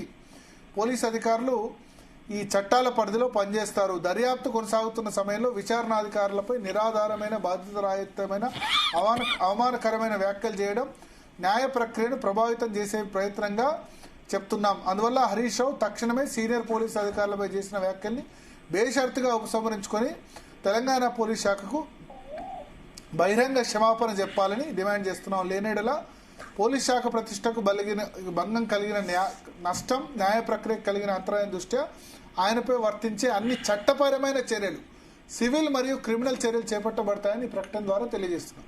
సో పోలీస్ అధికారుల సంఘం వై గోపిరెడ్డి ఈ స్టేట్మెంట్ రిలీజ్ చేశారు. సో మాట్లాడదాం. రాకేష్ రెడ్డి గారు ఉన్నారా? యా, చరణ్ కౌశిక్ గారు. సో ఇప్పుడు రెండు విషయాలు చాలా సేపు పట్టుకుంటాడు వినబడుతుంది. పోలీస్ అధికారుల సంఘం ఒక ప్రెస్ రిలీజ్ జారీ చేసింది హరీష్ రావుకి వ్యతిరేకంగా. అట్లాగే సజ్జనార్ కూడా ఇన్వెస్టిగేషన్ గురించి చెప్పారు. అదేంటంటే సెక్యూరిటీ కోసం జరగలేదు, భద్రతా కారణాల దృష్టి జరగలేదు, ఇల్లీగల్ గా జరిగింది ఫోన్ ట్యాపింగ్. ఈ ఫోన్ ట్యాపింగ్ రాజకీయ నాయకులు, బిజినెస్ మెన్, జడ్జిలు, జర్నలిస్టులు, ఎమినెంట్ పర్సనాలిటీస్ మీద జరిగింది, భద్రతా కారణాల దృష్టి జరిగింది అన్నది అవాస్తవం అని చెప్పి ప్రెస్ రిలీజ్ ఇష్యూ చేశారు.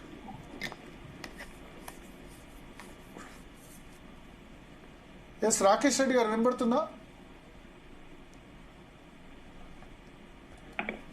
రాకేష్ రెడ్డి గారు సిగ్నల్ లేనట్టుంది. ఒకసారి చరణ్ కౌశిక్ గారు వెర్షన్ తీసుకుందాం. కాంగ్రెస్ పార్టీ ఏమంటుంది మొత్తం ఇవాళ ఉదయం నుంచి పరిణామాల మీద? సార్, ఇప్పుడు BRS party press meet KTR గారు కావచ్చు, హరీష్ రావు గారు అసలు ఇక మీడియాలకు సూచనలు చేస్తారు. వాళ్ళే ఆ మీడియాలకు సూచన చేసే ముందు నమస్తే తెలంగాణకు, టీ న్యూస్ కు, తెలుగు స్క్రైబ్ కు వాళ్ళు ముందస్తుగా సూచనలు చేసి తెలంగాణ రాష్ట్రంలో మిగతా ఛానళ్లకు సూచనలు చేస్తే బాగుండేది. ఎందుకంటే అవాస్తవాన్ని ప్రచారం చేసేదే Namaste Telangana, T News, Telugu scribe. దానికి తోడుగా హరీష్ రావు గారు, కేటీఆర్ గారు కావచ్చు, బీఆర్ఎస్ పార్టీ నాయకులందరూ రోజు అవాస్తవాలే ప్రచారం. ఎందుకంటే వాళ్ళు చేస్తే కరెక్ట్, వేరే వాళ్ళు చేస్తే తప్పు. సిట్టు విచారణ జరుగుతాం. వాళ్ళ ఆయనలో 9 సిట్లు ఇచ్చారు, ఒకటి కాదు, 2 కాదు. ఒకటి 2018 విఖారుద్దీన్ కేసు 2017లో, నయీముద్దీన్ 2016లో, ఐటీ గ్రిడ్కి సంబంధించి 2019లో, గంగాధర్ ఆత్మహత్య సురేఖ మీద ఎందుకు సిట్ సార్ 2020లో చెప్తాను సార్. కొండా సురేఖ మీద సిట్ మరి రాజయ్య గారి మీద సిట్ వేసి తెలుస్తుంది. బ్లాక్ మీద ఎందుకు సిట్ వేరు? అదే చెప్తాను సార్. మేము ఆల్రెడీ విచారణ చేయమని చెప్పేసి మా ఎంపీ గారు చామల కిరణ్ కుమార్ రెడ్డి గారు 2014 నుంచి 2020 వరకు కేంద్రానికే లేఖ రాసినాం. 14 నుంచి 26 వరకు మొత్తం సింగరేణిలో జరిగినటువంటి ఏదైతుందో మొత్తం వ్యవహారానికి సంబంధించి కమిటీ కాన్స్టిట్యూట్ చేసి నిజ నిర్ధారణ చేయాల్సని చెప్పి చాలా స్పష్టంగా మా ఎంపీ గారు లేఖ రాశారు. అదే కాకుండా మీరు చూసిన ఎమ్మెల్యే కొనుగోలు వ్యవహారం కావచ్చు, చాలా వీటిలో 9 విషయంలో సిట్ విచారణ ఒక్కదానికే రిపోర్ట్ ఇచ్చారంటే ఎవరైనా పిలిచి మాట్లాడినా మీరు అంటే బీఆర్ఎస్ పార్టీ చేస్తే కరెక్టు, నమస్తే తెలంగాణ టీ న్యూస్ తెలుసుకుని రాస్తే కరెక్టు, హరీష్ రావు గారు కేటీఆర్ గారు మాట్లాడితే కరెక్టు. ఇప్పుడు చాలా స్పష్టంగా వి ప్రకాష్ గారు ఇరిగేషన్ శాఖకు వారు కార్పొరేషన్ చైర్మన్ పనిచేసి వారే అన్నారు 2018 తర్వాత హరీష్ రావు గారు కావచ్చు, వాళ్ళ అనుయులు కావచ్చు, వాళ్ళ చుట్టాల బంధువుల ఫోన్లని ట్యాపింగ్ అని చెప్పేసి వి ప్రకాష్ గారు చెప్పారు.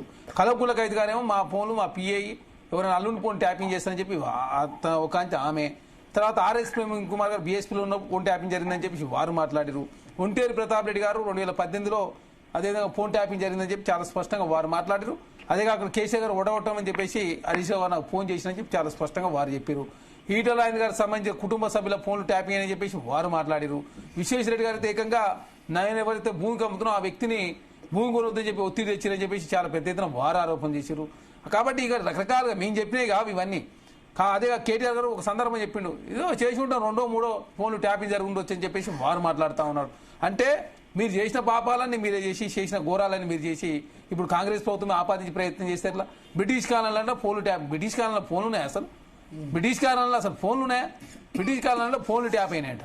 అసలు 2018 రెండోసారి గెలిచిన తర్వాత పెద్ద ఎత్తున తెలంగాణ రాష్ట్రంలో ఫోన్లు ట్యాపింగ్ అయిన మాట వాస్తవం. అదే కాకుండా రాజయ్య గారిని డిప్యూటీ సీఎం ఎందుకు తీసేసారు ఇప్పటివరకు బీఆర్ఎస్ పార్టీ చెప్పలే. అదే కాకుండా పెద్ద ఎత్తున సింగరేణి సంబంధించి కూడా చాలా స్పష్టం ఎవరైనా కూడా ఇచ్చినాం. 2023 తర్వాత కాంగ్రెస్ ప్రభుత్వం వచ్చిన తర్వాత 4 టెండర్లు పిలిస్తే ఆ 4 కూడా బీఆర్ఎస్ పార్టీకి సంబంధించిన టీఆర్ఎస్ ప్రభుత్వంలో ఉన్న వాళ్ళకి మాత్రం టెండర్లు వచ్చినాయి. ఆనాడు ఎక్సెస్ 10% కూడా ఇచ్చిన పరిస్థితి. అదే కాకుండా ప్రతిమా శ్రీనివాసరావు గారికి సంబంధించి వచ్చినాయి. అదే కాకుండా మురళీధరరావు ఈఎన్సీ సంబంధించిన వాళ్ళు వచ్చినాయి. అదే కాకుండా సుధాకర్ రావు ఎక్స్ఎంఎల్ సంబంధించిన వాళ్ళు వచ్చినాయి. కందాల ఉపేంద్ర రెడ్డి గారికి సంబంధించిన వాళ్ళ కూతురు కూడా టెండర్లు వచ్చినాయి చెప్పి చాలా స్పష్టంగా చెప్పాం. మేము పారదర్శకంగా టెండర్లు పిలిచినాం కాబట్టి, చట్టం ప్రకారం ముందుకు పోయినాం కాబట్టి బీఆర్ఎస్ ప్రభుత్వం చేసిన వాళ్ళు కూడా టెండర్లు వచ్చినాయి. దాన్ని రాజకీయం చేసే ప్రయత్నం, దానిలో ఏదో జరిగిపోయిందని చెప్పే ప్రయత్నం, అవినీతి ఆరోపణలు వచ్చినాయని చెప్పేసి జస్ట్ మీడియాలో ప్రచారం చేసినా మేము ఏకంగా మా డిప్యూటీ సీఎం గారు కావచ్చు, మా ముఖ్యమంత్రి గారు టెండర్లు రద్దు చేసిన పరిస్థితి మనం చూసినాం. దానికి కాంగ్రెస్ ప్రభుత్వం అభినందించాల్సి పోయి ఏదో జరిగిపోయింది. ఇంకోటి హరీష్ రావు గారు ఇవాళ ఏమంటాడు, సింగరేణి అంట అదే సోలార్ సంబంధించి అవినీతి జరిగిందట. అంటే రోజుకి ఏదో ఒకటి తీసుకురావాలా, ఇష్యూని డైవర్ట్ చేయాలా, ఏదో తీసుకురావాలా. నమస్తే తెలంగాణ టీ న్యూస్ లో తెలుసుకోవాలి. డైవర్షన్ మీరు మున్సిపల్ ఎలక్షన్స్ వచ్చినప్పుడు మీ మంత్రుల మధ్య గొడవ అవుతున్నప్పుడు, కోమటిరెడ్డి బట్టి ఇవన్నీ ఇష్యూస్ వస్తున్నప్పుడు ఇప్పుడు ఎందుకు విచారణ పిలిచారు సార్? ఇప్పుడు మా వాళ్ళు ఎవరన్నా ఎక్కడ బయటకు వచ్చి బట్టి గారి మీదనో కోమటిరెడ్డి గారి మీదనో ముఖ్యమంత్రి గారి మీద ఎవరన్నా మాట్లాడుకున్నారా? మీరే అభూత కల్పనలన్నీ క్రియేట్ చేసుకొని మీ ఇష్టం వచ్చిన వార్తలు మీరే రాసుకొని ఇవాళ నమస్తే తెలంగాణ ఒకసారి చూసి చూడండి. ఇక నమస్తే తెలంగాణ డిప్యూటీ సీఎం గారు ఏదో చెప్పిండట, మొత్తం రాసింది. మరి మేము రాయలేదు, బట్ రాసింది ఎవరంటే అధికార పార్టీకి సంబంధించిన దగ్గర పత్రిక. అదే అది కాదు, ఇప్పుడు ఈ రోజు ఆంధ్రజ్యోతిలో వచ్చింది, ఎన్టీవీలో వచ్చింది, అది అయిపోయింది సార్. ఆంధ్రజ్యోతి పత్రిక బట్టి గురించి రాసింది సార్. ఈ రోజు నమస్తే తెలంగాణ నేను చెప్తున్నా, కేటీఆర్ గారు ఇంత మాట్లాడండి, హరీష్ రావు గారు ఇంత మాట్లాడి మీడియా సంబంధించి మీ నమస్తే తెలంగాణలో వచ్చిన దానికి ముందుగా తెలంగాణ సమాజానికి క్షమాపణ చెప్పాలి కదా. మీ టీ న్యూస్ లో నమస్తే తెలంగాణ మా తెలుగు కావచ్చు, మాకు సంబంధించి 20 యూట్యూబ్ ఛానల్ అవన్నీ కూడా కేటీఆర్ గారు చూస్తారని చెప్పేసి కలగకుండా ఖైదుగా చెప్పి మా యూట్యూబ్ ఛానల్ అట్లాంటి వార్తలు ప్రచారం చేయం. మేము ఇప్పటి నుంచి అందరం పద్ధతి ఉందని చెప్పి మాట్లాడాలి కదా. లోటపీస్ కేసు అంటే పెద్ద ఎత్తున విమర్శ చేసే ప్రయత్నం చేస్తేవి. ఇక కేసులు పెట్టి రాష్ట్ర కేసులు విచారణ దశలో ఉన్నాయి కదా. అదే కాకుండా మీరు వేసిన 9 సీట్లు ఏమైనా కూడా తెలియని పరిస్థితి. 2015 నుంచి 2024 వరకు 9 సీట్లు వేస్తే ఒక్కడన్నా తేలిందా మరి? అదే కాళేశ్వరం కమిషన్ సంబంధించి రిపోర్ట్ ఇచ్చిన తర్వాత, అదే కాకుండా మీరు కోర్టు పోయిరు, తర్వాత డ్యామ్ సేఫ్టీ అథారిటీ వాళ్ళు ఇచ్చిన దాని మీద సిబిఐకి ఇచ్చామని చెప్పినాం. 24 గంటలు వాళ్ళు కేసు నమోదు చేస్తామని చెప్పి భారతీయ జనతా పార్టీ కేసు నమోదు చేయలే. అదే కాకుండా దేశంలో ఇప్పటి వరకు దాదాపు 11,384 కేసులు అయిన సిబిఐ సంబంధించి. అదే కాకుండా 25 మంది భారతీయ జనతా పార్టీలో జాయిన్ అయితే 23 మంది మీద క్లీన్ సీట్ ఇచ్చారు. NCP national corruption party Ajit Pawar వృద్ధియాలని చెప్పారు భారతీయ జనతా పార్టీ. 6 నెలల్లో ఎన్డీఏలోకి వచ్చి ఆర్థిక శాఖ ఇచ్చిన తర్వాత క్లీన్ సీట్ ఇచ్చిన పరిస్థితి మనం చూసినాం. కాబట్టి భారతీయ జనతా పార్టీ కాంగ్రెస్ పార్టీ ఇది డ్రామాలు చేస్తుందని చెప్పేసి కాంగ్రెస్ ప్రభుత్వం మీద అపవాదం నెట్టే ప్రయత్నం అశోక్ చౌహాన్ గారు కావచ్చు, తర్వాత సువేంద్ర అధికారి గారు కావచ్చు, హేమంత్ విశ్వాల్ శర్మ గారు కావచ్చు, చాలా మంది, అదే కాకుండా గాలి జనార్దన్ రెడ్డి కేసులు కావచ్చు, చాలా మంది 25 మందిలో 23 మందికి క్లీన్ సీట్ ఇచ్చి స్లో చేసిన పరిస్థితి మనం చూస్తా ఉన్నాం. కాబట్టి భారతీయ జనతా పార్టీ మీరు రాజకీయం చేస్తామని చెప్పేసి మా మీద అపవాదం నెట్టే ప్రయత్నం వారు చేస్తారు. ఎక్కడ కాంగ్రెస్ ప్రభుత్వం రాజకీయం చేయడం లేదు. దురుద్దేశపూర్వంగా ఆనాడు ఎవరైతే ఫోన్ ట్యాపింగ్ పాల్పడరో వారికి సంబంధించిన వాంగ్మూలం ఆధారంగా మాత్రం విచారణ చేస్తారు. రాధాకిషన్ రావు గారు ఇచ్చిన వాంగ్మూలం ఆధారంగా కేటీఆర్ గారు చేశారు. మొన్న శ్రవణ్ రావు కావచ్చు, అదే ప్రభాకర్ రావు గారు ఇచ్చిన దాని ఆధారంగా హరీష్ రావు గారు చేశారు. హరీష్ రావు గారు ఫోన్ ట్యాపింగ్ అయిందని చెప్తే ఆయన మౌనం వహించారని చెప్పేసి లీకులు వస్తా ఉన్నాయి. ఇప్పుడు లీకులకు సంబంధించి మీ పార్టీ వాళ్ళే చెప్తా ఉన్నారు కదా, ప్రకాష్ గారు మీ పార్టీ మరి చర్యలు తీసుకున్నారా? తీసుకోలేదు. ఆర్ఎస్ ప్రవీణ్ కూడా ఇంతకుముందు వారు చెప్పిరి, ఒంటేరు ప్రతాప్ గారికి చెప్పిరి, ఒకరు కాదు కదా. తర్వాత కలకుల కవిత గారు మాట్లాడుతూ ఉన్నారు, తండ్రి ఎవరైనా అల్లుని ఫోన్ ట్యాపింగ్ చేస్తారని చెప్పి వారు మాట్లాడుతూ ఉన్నారు. కాబట్టి బీఆర్ఎస్ పార్టీ సంబంధించిన వాళ్ళే ట్యాపింగ్ జరిగిందని చెప్పేసి ఇప్పుడు రాజయ్య గారు కూడా చెప్పారు కదా, నా ఫోన్ కూడా ట్యాపింగ్ జరిగింది, మరి నేను తిరుగుతున్నానని చెప్పి తీసేసారని చెప్పేసి వారు మాట్లాడతారు. అంటే మీరు ప్రజాస్వామ్యం లేకుండా చేసింది మీరు. అదే కాకుండా ఎవరు నచ్చని వాళ్ళని గిట్టని వాళ్ళు కావచ్చు, మీ పార్టీకి చందాలు లేని వాళ్ళు కావచ్చు, మీ పార్టీకి వ్యతిరేకం చేసే వాళ్ళు కావచ్చు, మీడియా సంబంధించి మీడియా గురించి ఏం మాట్లాడతారు?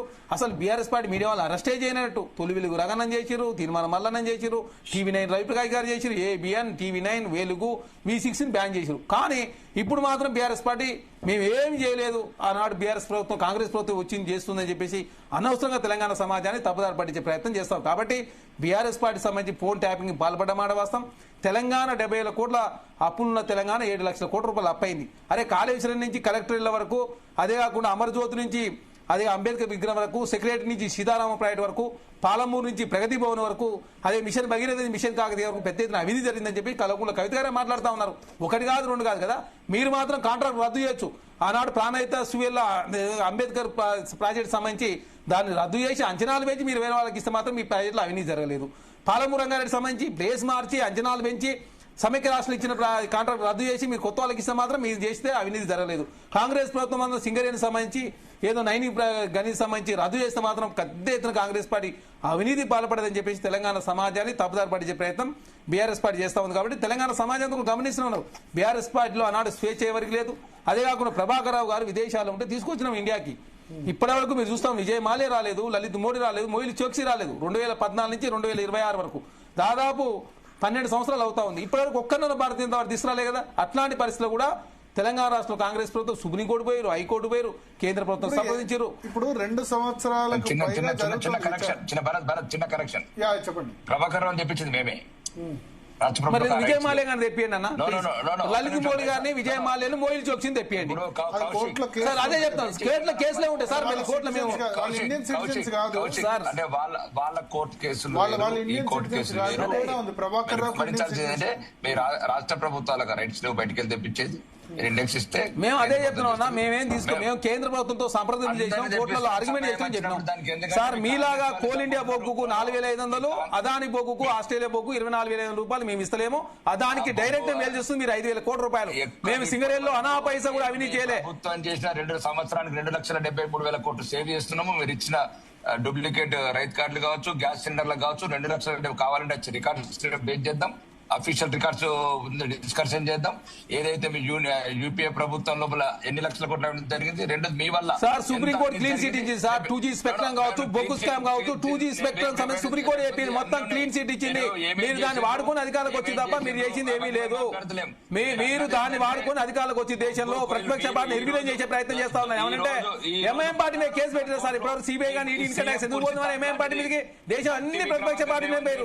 లాస్ట్ సోనియా గాంధీ గారు, రాహుల్ గాంధీ గారు, తర్వాత అది శరద్ పవార్ గారు, కేజ్రీవాల్ గారు, మమతా బెనర్జీ గారు, ఒకరు కాదు ఇద్దరు కాదు, లేకపోతే హేమంత్ బిశ్వ, అదేవిధంగా హేమంత్ సోరెన్ గారు. ఒక్క నిమిషం, ఇద్దరు మాట్లాడితే అర్థం కావట్లేదు. ఒక్క నిమిషం రాకేష్ గారు మీరు చెప్పండి.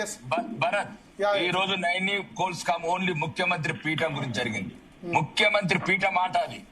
ముఖ్యమంత్రిని దించడానికి ఇద్దరు ముఖ్యమంత్రి ఉప ముఖ్యమంత్రి ఆడిన ఆటలో ఇప్పుడు నిజాలు బయటపడుతున్నాయి. ఒక్కొక్కటి 1,600 కోట్ల స్కామ్ బయటపడుతుంది. ఎవరి మీద రాయించారు, ఎట్లయితే ఏబిఎన్ రాధాకృష్ణ గారిని సీఎం గారు వెళ్ళి ఎందుకు గెలిచారు జనవరి 1 నాడు, ఇవన్నింటి మీద సిట్ వేయాలా, ఇంకొక సిట్ వేయాలా, అవసరమైతే సిబిఐ ఎంక్వైరీ వేయాలా. సిబిఐ ఎప్పుడైతే రేవంత్ రెడ్డి ఒక అమాయక మంత్రి, తెలంగాణలో హృదయం ఉన్న మంత్రి ఒక్కడు కోమటిరెడ్డి వెంకరెడ్డి, ఆ వయసులో అతను శోభ గురి చేసినట్టే ఈ ఉప ముఖ్యమంత్రి కుర్చీల ఆటలే. భరత్, ఇది నేను చెప్తున్నాను, త్వరలో వీళ్ళకి ఏమేమి జరుగుతాయి అన్ని జరుగుతాయి. ఎందుకంటే ఇక కోమటిరెడ్డి వెంకటరెడ్డిని ఇక బయలా అధికారులను బ్లేమ్ చేయటము, ఇది ఓన్లీ వీళ్ళ బామ్మరిది అన్ని వెళ్తున్నాయి. ఇప్పుడు ఇవన్నీ ఈ సింగరేణి నష్టాల పాలు చేసిండ్రు. సిఎస్ఆర్ వీళ్ళ మనమల్లతో ఫుట్బాల్ ఆడుతందుకు సిఎస్ఆర్ లో డైవర్షన్ చేసిండ్రు. అన్నిటి మీద ఎంక్వైరీ జరుగుతుంది. మీరు ఏం టెన్షన్ పెట్టుకోకుండా ఇది ఒక్కటే భరత్. ఈ రోజు మళ్ళా మొదలైంది కాంగ్రెస్ కుర్చాట. ఈ కుర్చాట గురించే ఇది నైనిని వాడుతున్నారు. సింగరేణి సంస్థని సర్వనాశనం చేస్తున్నారు. ఇది ఇంకా ఏం కాదు, కుర్చీలాట. ఇది ఉప ముఖ్యమంత్రి ముఖ్యమంత్రి కుర్చీలాటలో తెలంగాణ ప్రజలని నష్టపరుస్తున్నారు. తెలంగాణ ప్రజల సొమ్ము ఏదైతే సింగరేణి ధ్వంసం చేసి ఈ 1600 కోట్లు స్కామ్ కు తెరలేపారు. మొత్తానికి కేంద్ర ప్రభుత్వం స్పందించింది, ఆ టెండర్లు రద్దు చేసింది. ఇంకా ఆదానిలో అమ్రానిలో ఎట్లయితే ఆజీ మస్తాన్ తో ఇందిరాగాంధీ డిన్నర్ చేసింది, ఇవన్నీ తర్వాత మాట్లాడదాం. వచ్చే ఆజీ మస్తాన్ తో ఎట్లా ఇందిరాగాంధీ గారు లంచ్ చేసారు, ఆ తర్వాత మాట్లాడదాం. ఇంకా చాలా ఉన్నాయి. రాజీవ్ గాంధీ గారు ఎవరెవరితో తిన్నారు, అది కాదు సమస్య. ఈ దేశంలో ₹1 ఆస్తి పెరిగిన ప్రధానమంత్రి అంటే ఒక్కడు ఇప్పటి వరకు ఉన్నది ఓన్లీ నరేంద్ర మోడీ గారు, 3వ ప్రధాని. దయచేసి ఎవరిని ఉపేక్షించము. వాళ్ళు ఎవరైనా చట్ట న్యాయ సంస్థల ద్వారా పొందుతుందో పొందుండొచ్చు, కానీ ఎట్టి పరిస్థితుల్లో మాత్రం తెలంగాణలో ఒక విస్ఫోటమైన మీరు ఇవన్నీ డైవర్షన్ పాలిటిక్స్ చేస్తున్నారు. మీరు కుమ్మక్కయ్యారు. మీరు ఎన్ని సంవత్సరాలు చేస్తారు?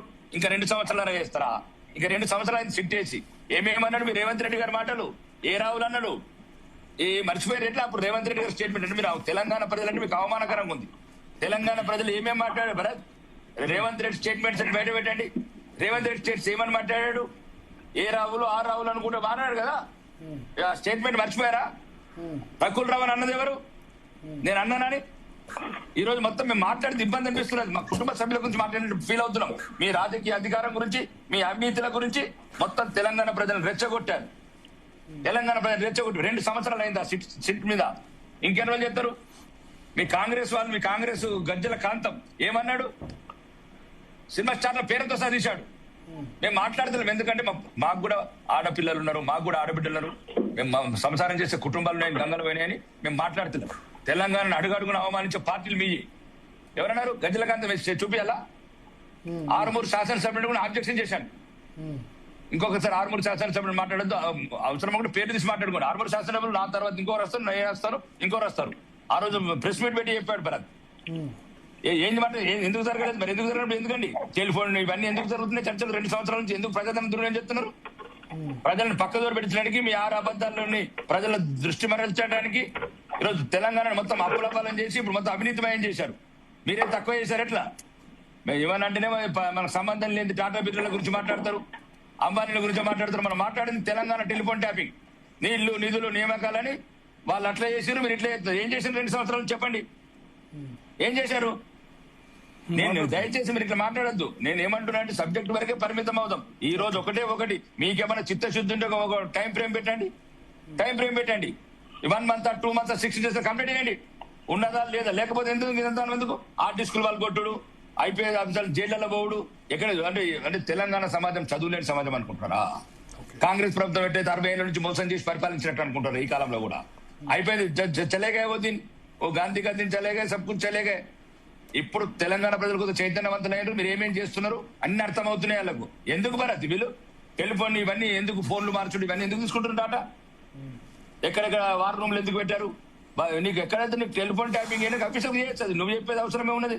ఇక మన రాజు అనేది బ్రిటిష్ టైం నుంచి అంటాడు. బ్రిటిష్ టైంలో ఎక్కడ గంగలు పోయినాయి? ఆ ఫోన్లు ఆడపోయినాయి, మనీ ఆడపోయినాయి. అక్కడేదో ఒక సింపుల్ గా వాళ్ళకి ఇన్ఫర్మేషన్ ఉంటుండే, వాళ్ళు ఉంటుండే ఏజెంట్స్ ఉంటుండే. నేను అనేది ఏంటంటే ఒకటే చెప్తున్నాను, నా తెలంగాణ సమాజం చైతన్యవంతమైంది. మీరు అనుకున్నట్లు దీంట్లో ఏమేమి చేసారో అన్ని ఉన్నాయి ట్యాపింగ్ లో. కానీ కొందరు మొత్తానికే రాష్ట్రమే ఉడికిపోతుందని బయట పెడతలేరు. ఇప్పటికి కూడా పోలీస్ అధికారులు ఏమనట్లేదండి. పోలీస్ అధికారులు వాళ్ళ పాపం వాళ్ళు అమాయక వాళ్ళ నియమాలలో కూడా అర్థం కాదు పదాలు. ఎవరుంటే వాళ్ళకి భజన చేయటం, ఎవరుంటే చేయడం. కానీ ఒక్కసారి చిత్తశుద్ధిగా ఈ సిట్టును ఒక్కసారి నేను ఇంతకుముందు కూడా చెప్పిన భరత్, ఈ టెలిఫోన్ ట్యాపింగ్ అనేది హత్యా నేరం కన్నా ఎక్కువ, హత్యల కన్నా ఎక్కువ నేరం, సామూహిక హత్యల కన్నా నేరం. తెలంగాణ సమాజంలో నాకు అప్పుడున్న మంత్రి, నేను ఎమ్మెల్యేగా వాళ్ళందరూ పాత మంత్రులు ఎమ్మెల్యేతో భయపెడతాను చెప్తారు భరత్ వాళ్ళు. అన్న మేము భార్యలతో కూడా మాట్లాడడానికి భయపడ్డామన్నా, కూతుర్లతో కూడా అంటే ఏదైనా మనసు విప్పి నవ్వుదామంటే కూడా భయపడ్డామన్నా అని చెప్తున్నారన్న భరత్. నేను చెప్తున్నా ఒక శాసనసభ్యుడుగా. అంటే ఆ రకమైన భయం క్రియేట్ చేశారు. ఆ రకమైన భయం ఎందుకు చేస్తారు? అవును, అది ఎవరైనా పోలీసులో చట్టబద్ధంగానే ఉంది టెలిఫోన్ ట్యాపింగ్. అది ఎవరికి? రాజ్యానికి వ్యతిరేకంగా చేసే కుట్రలు. కానీ అట్లా కాదు, మరి బ్లాక్ మెయిల్ చేసుకుంటా అన్ని రంగాలను బ్లాక్ మెయిల్ చేసి వ్యాపారులు ఏం చేసిండ్రండి? వ్యాపారులు ఏం చేసిండ్రు? ఆర్కిటెక్ట్లు ఏం చేసిండ్రు? జడ్జిలు ఏం చేసిండ్రు? జడ్జిల మీద కూడా చెప్తారండి. అది అఫీషియల్ గా సిల్డ్ కవర్లో పెట్టిండ్రు. అది చెప్తే మీకు అర్థమవుతుంది. అందరికి ఉరి పెడతారు. ఇప్పుడు ఏమని అంటేనేమో వాళ్ళ పౌరుషంగా మాట్లాడుతున్నారు అంటారు. మరి పౌరుషంగా మాట్లాడకపోతే భార్య భర్తలు టెలిఫోన్ ట్యాపింగ్ అంటారా మీరు? ఇవన్నీ చేసిండ్రు మీరు. బార్ రూములు పెట్టింది వీరు. అడ్డమైన వేల కొద్ది హార్డ్ డిస్క్లు 5 చెప్తున్నారు. 5 ఇంకా సింపుల్ గా చెప్తున్నాను భరత్. మా అంకాపూర్ గ్రామంలో కూడా ట్యాపింగ్ చేసిండ్రండి. అంకాపూర్ లో ఒక మా బంధువు అవుతాడు, ఇక పేరు ఎందుకు లేదని మా బంధువు అవుతాడు, అతను టెలిఫోన్ ట్యాపింగ్ కూడా చేశాడు నా ఎలక్షన్ టైంలో. వీళ్ళు మామూలు దుర్మార్గులు గారండి, మామూలు దుర్మార్గులు. నేను చెప్తాను కదా, నేను ఇంకా నాకు చాలా ఎవిడెన్సెస్ ఉన్నాయి, ఎందుకంటే తలకాయ నొప్పి వస్తుంది. అంటే ఎలక్షన్ లో నా బంధువు అవుతుండేమో, సాయం చేస్తుండే, ఆర్థిక సాయం చేస్తుండేమని. మొన్న సిట్ వాళ్ళు పిలిచారు ఆయనను కూడా. మామూలు రైతు అండి, మామూలు రైతు, ఒక రైతు అడగదో రైతు, మా బంధువు అవుతాడు, కొద్దిగా ఫైనాన్షియల్ గా బాగుంటుంది, ఏదో అగ్రికల్చర్ ఇస్తుంది, 10 రూపాయలు డబ్బులు ఉంటాయి, అలా పిల్లలు అమెరికాలో ఉంటారు. అతను టెలిఫోన్ ట్యాపింగ్ అంటే రాకేష్ రెడ్డి బంధువు అయితే కూడా టెలిఫోన్ ట్యాపింగ్ చేశారు వీళ్ళు. ఇంకా చెప్తున్నారు శుద్ధులు. రాకేష్ రెడ్డి గారు బంధువు ఫోన్ కూడా ట్యాప్ చేశారు. అట్లా ఇప్పుడు కూడా చేసే ఉంటారు మరి. అట్లా రాజయ్య గారికి వ్యతిరేకులు అందరూ చేసి ఉంటారేమో. ఒకటి భరత్, ఇది ఏ ఒక్కరు చేసిండ్లు, ఏ ఒక్కరు చేయలేదు, ఏ ప్రభుత్వం చేసింది, ఈ ప్రభుత్వం చేయలేదనేది it is a continuous process in all government process. Police వ్యవస్థ అంతర్గత అంశం ఇది. సో అధికారంలో ఉన్న పార్టీ కావచ్చు, లేదా పదవిలో ఉన్న నాయకులు కావచ్చు, దీని మీద సమాచారం కావాలని పోలీసులను ఆదేశించడం జరుగుతుంది. వాళ్లకున్న అనేక రకాల సోర్సెస్ బట్టి దాంట్లో ఫోన్ ట్యాపింగ్ అనేది కూడా ఒకటి. నేను ఏది కూడా దాపరికం లేకుండా మాట్లాడుతున్నాను. సో ఆ రకంగా ఇన్ఫర్మేషన్ తీసుకొచ్చి అడిగిన అధికారికి, నాయకుడికి ఇవ్వడం మాత్రమే పోలీసులు చేస్తారు. ఇది జరిగింది, అప్పుడు జరిగింది, ఇప్పుడు జరిగింది, ఎప్పుడు జరుగుతున్నట్టే కంటిన్యూస్ ప్రాసెస్ అంటున్నా కదా. అందుకనే ఇప్పుడు రేవంత్ రెడ్డి గారి ప్రభుత్వంలో కూడా ఫోన్ ట్యాపింగ్ జరుగుతుంది. 100% జరుగుతూ ఉంది. అది ఏ రకంగా జరుగుతుంది అన్నప్పుడు, ఇంతకుముందు మీరు అన్నప్పుడు ఓన్లీ భద్రతా అంశంలో కానీ, లేదా ప్రజల ప్రాణ భయానికి అలాంటి శాంతి భద్రతా అంశాలు వచ్చినప్పుడు కానీ ఇట్లాంటప్పుడు చేయాలి. కానీ వ్యక్తిగత అంశాల్లో కూడా జరిగినాయి అన్నప్పుడు ఆ ఎవిడెన్సెస్ కనుక నిరాధారమైన ఆరోపణలు కాకుండా ఆధారం చూపించేది ఉంటే తప్పకుండా న్యాయం ఉంది, న్యాయ చట్టబద్ధంగా వాళ్ళకి శిక్ష పడే అవకాశం ఉంటుంది. ఓకే. సో ఇప్పుడు చట్టపరంగా శిక్ష పడే అవకాశం ఉంటది. Okay, but Sajjanar statement, police అధికారుల సంఘం స్టేట్మెంట్ చూసారు. హరీష్ రావును పోలీస్ అధికారుల సంఘం ఖండించింది. భరత్ ఒక మాట, ఒకసారి ఒక వ్యక్తి మీద కేసు పెట్టాలనుకున్నప్పుడు ఎవరైతే నేరం చేసిన నేరస్తులు దొరకపోతే ఎవరిని ఒక అమాయకుని పెట్టి కూడా అదే పోలీసులు ఆ ఎవిడెన్సెస్ అన్ని క్రియేట్ చేసి కూడా పెట్టిన సందర్భాలు కూడా ఉంటాయి. ఏదైతే సెక్షన్ పెడతారో ఆ సెక్షన్ ప్రకారంగా అన్ని అనుకూలంగా రాసి ఎఫ్ఐఆర్ అయిపోయిన తర్వాత ఛార్జ్ షీట్ వేస్తారు. కోర్టుకు పోయిన తర్వాత వెబ్బి కూడా ఆధారాలు నిరూపించబడవు. ఆధారాలు లేకుండా వల్లనే కేసులు కొట్టుకోవడం జరుగుతుంది. అనేక సందర్భాలలో కూడా మర్డర్ అయిన అనేక కేసులు కూడా, అనేక రకమైన నేరాలు కూడా అన్ని కోర్టుకు పోయిన తర్వాత ఏవి కూడా నిరూపణ జరగవు. సో ఆధారాలు లేకుండా పోలీసులు ఇష్టం ఉన్నట్టు కూడా రాసి పంపించిన సందర్భాలు కూడా అనేకం ఉంటాయి. ఎందుకంటే పైనుంచి వెళ్ళి అధికారులు ప్రెషర్ పెట్టడం తోటి మొత్తం క్లోజ్ చేయాలనే ఉద్దేశంతో ఛార్జ్ షీట్ ఇప్పటి వరకే లేదన్నప్పుడు ఏదేదో రాసేసి పంపించే కార్యక్రమం చేయడం జరుగుతుంటది. సో కాబట్టి ఇవన్నీ కూడా చట్టంలో ఉన్న లోగుసులను అడ్డం చేసుకుని అంటారు. సో కాబట్టి ఏదేమైనా కూడా ఇది ఏ ఒక్క ప్రభుత్వంలో జరిగింది జరగలేదనేది ఏం లేదు. అన్ని ప్రభుత్వాల్లో, కేంద్ర ప్రభుత్వంలో, రాష్ట్ర ప్రభుత్వంలో జరుగుతూనే ఉంటాయి. ఇది రాజ్యాంగం కల్పించిన హక్కే. ఎందుకంటే మరి రాజ్యాంగం కల్పించిన హక్కు, ఇది ఇల్లీగల్ రికార్డింగ్ అర్థం ఇవి కాదండి. కాదు నేను అనేది దేశ రక్షణ చట్టబద్ధ రాజ్యద్రోహం కేసులు కావచ్చు, కొన్ని రాజ్యానికి వ్యతిరేకంగా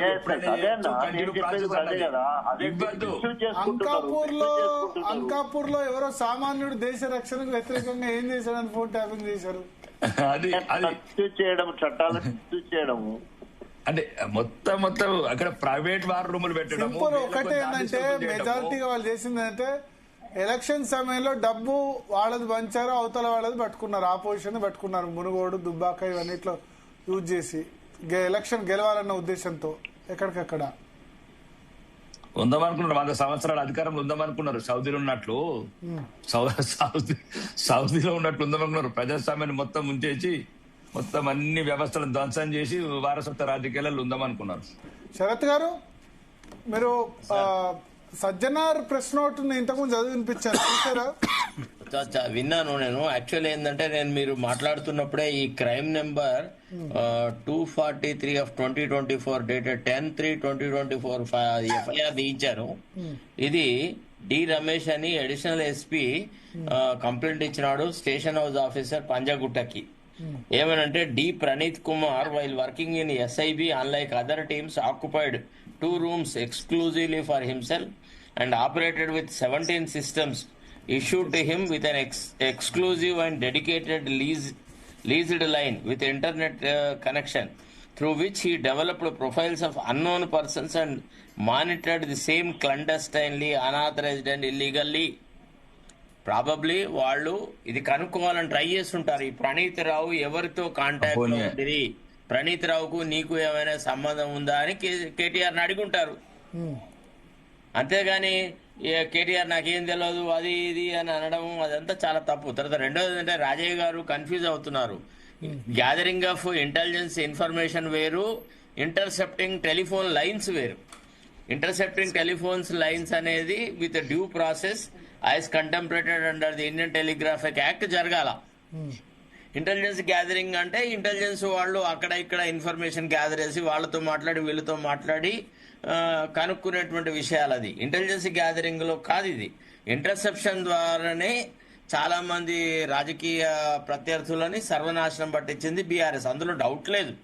కాకపోతే ఏంటంటే ఇవాళ వాళ్ళ అవసరాలు తీరినాయి, ఇవాళ విక్టిమ్ కార్డు ప్లే చేయాలి, మాకు అన్యాయం జరుగుతుంది అనేటువంటి మాటలు మాట్లాడుతూ ఉన్నారు. కానీ the fact of the matter is telephone tapping was done most clandestinely against all political opponents. విన్నారా? అంతేకాదు వాళ్ళ పార్టీలో ఉన్నటువంటి ప్రత్యర్థుల మీద కూడా జరిగినాయి. వాళ్ళ పార్టీలో ఉన్న వాళ్ళని కూడా సర్వనాశనం చేసినారు. అసలు రాజన్ అదే కదా,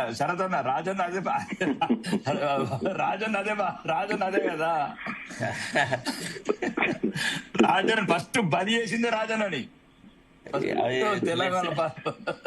the lesser the better. Anyway పాపం అట్లా పెద్ద మనిషి ఆయన కొద్దిగా ఏంటంటే ముక్కుసూటిగా మాట్లాడే స్వభావం.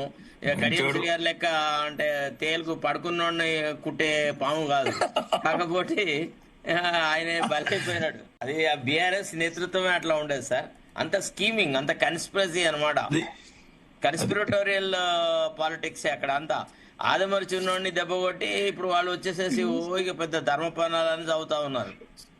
అది చాలా బాధాకరమైన విషయం. తర్వాత రెండోది ఏంటంటే ఇప్పుడు ఇన్వెస్టిగేటింగ్ ఏజెన్సీ దగ్గర సాక్ష్యం ఇవ్వడానికి పోయి వచ్చిన తర్వాత ప్రెస్ కాన్ఫరెన్స్ ఎందుకు పెట్టిండండి? What business he has got? నేను అక్కడ ఏం చెప్పినా అనే విషయాన్ని చెప్పాలా? ఏంటంటే వాళ్ళు పబ్లిసిటీ, చీఫ్ పబ్లిసిటీ కోసం చేస్తున్నటువంటి వ్యవహారాలు. తర్వాత నిన్న సుప్రీంకోర్టు వాళ్ళు జస్టిస్ సుందరేషన్ బెంచ్ లో ఒక people's union for civil liberties state of మహారాష్ట్రలో నిన్న ఒక డైరెక్షన్ ఇచ్చినారు.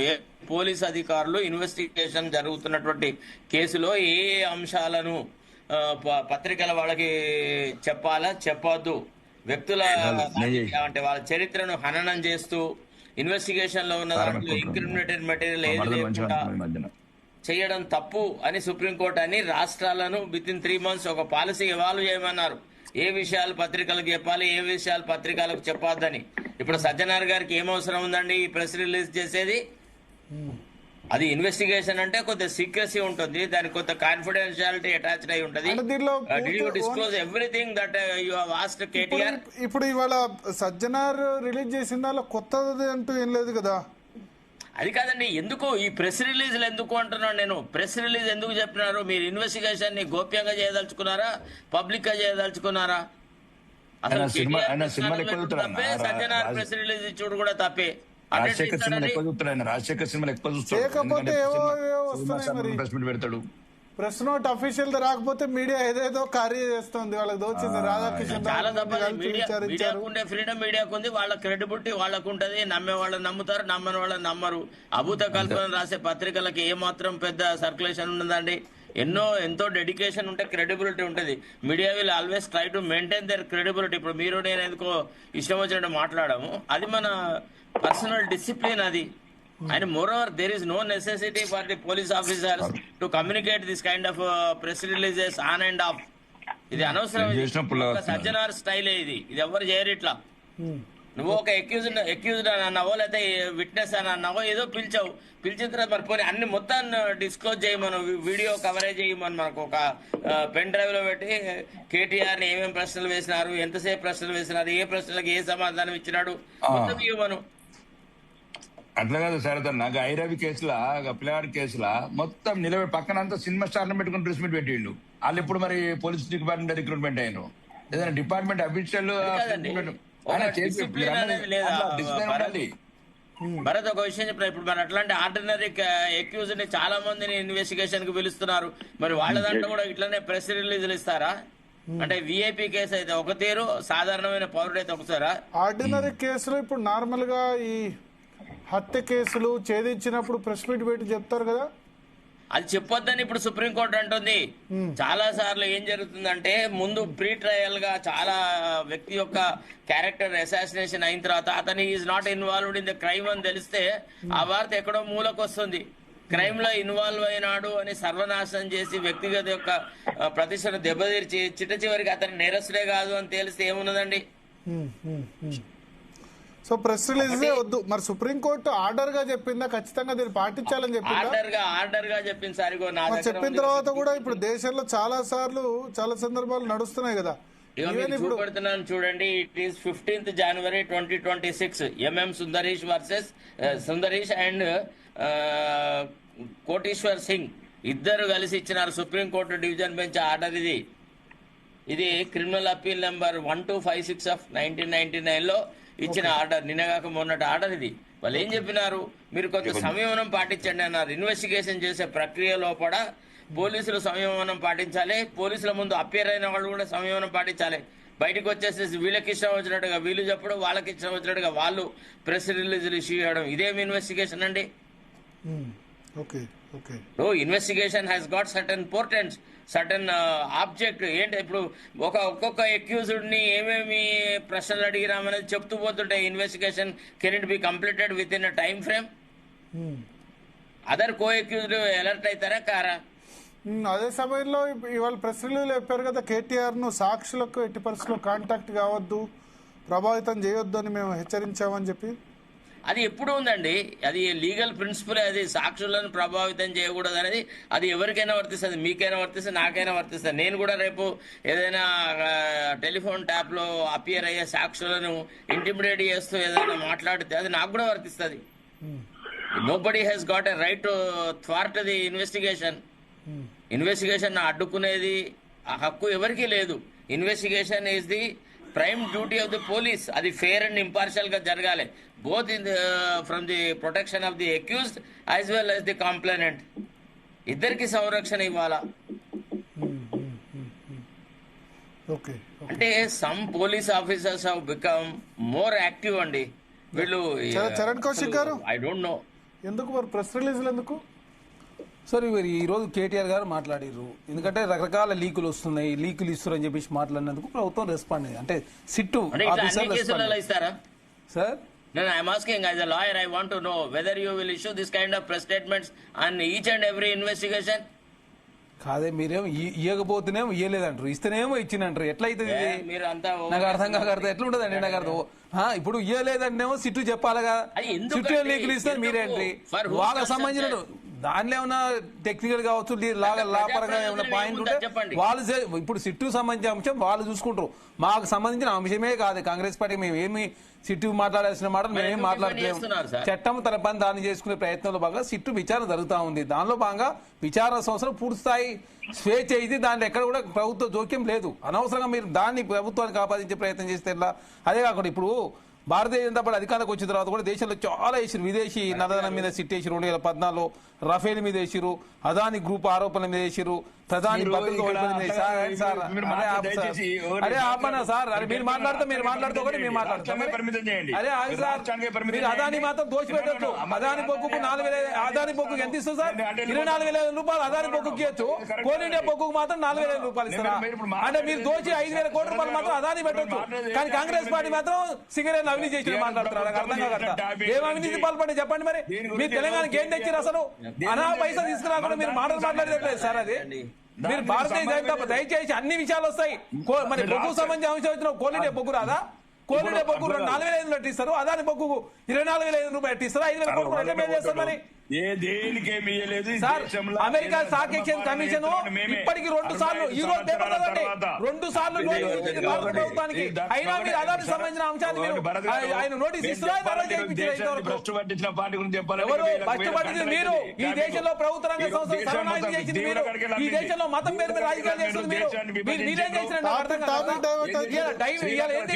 రూపాయలు మాత్రమే 90 రూపాయలు సార్, 90 రూపాయలు అయితే మీరు ఏం మాట్లాడారు? 14 ముందు ఏం మాట్లాడారు? బంగ్లాదేశ్ రూపాయి, పాకిస్తాన్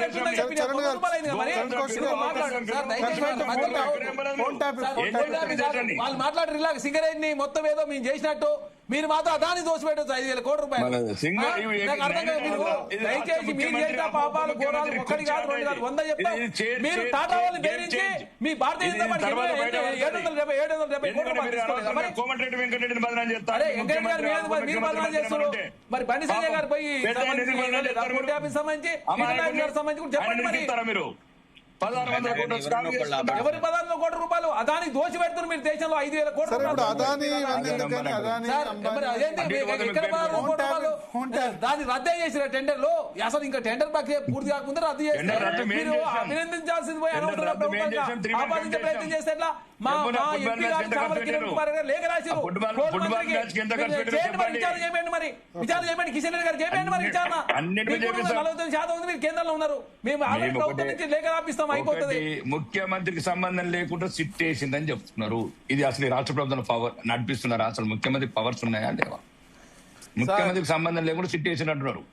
ముఖ్యమంత్రి పవర్స్ ఉన్నాయా లేవా? ఇప్పుడు మీలాగా అధికారులమే పెత్తన చేసే ఉద్దేశం కాంగ్రెస్ పార్టీ లేదు. దయచేసి అర్థం చేసుకో. మీరు అధికారులని సార్ ఇప్పుడు సిట్టు ఏమున్నది సార్? అది పెద్ద సమస్యనా? సిట్టు సంబంధించి ఏమన్నా మొత్తం గవర్నమెంట్ పడిపోతుంది.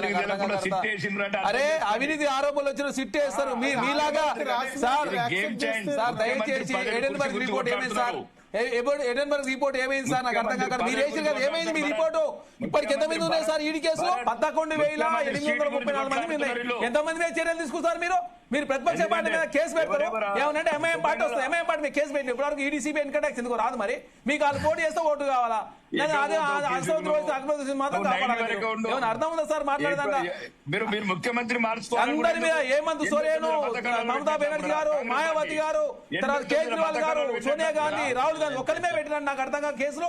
ఇక అసలు కరెక్ట్ మీకు ఆయన ఏం చేయలేదు, ఆయన మాత్రం మీరు పోరు. మీరు మేము మాట్లాడేదంతా సార్ మీరు 16,000 కోట్ల రూపాయల అవినీతి జరిగింది. దయచేసి మీరు మాట్లాడొద్దు.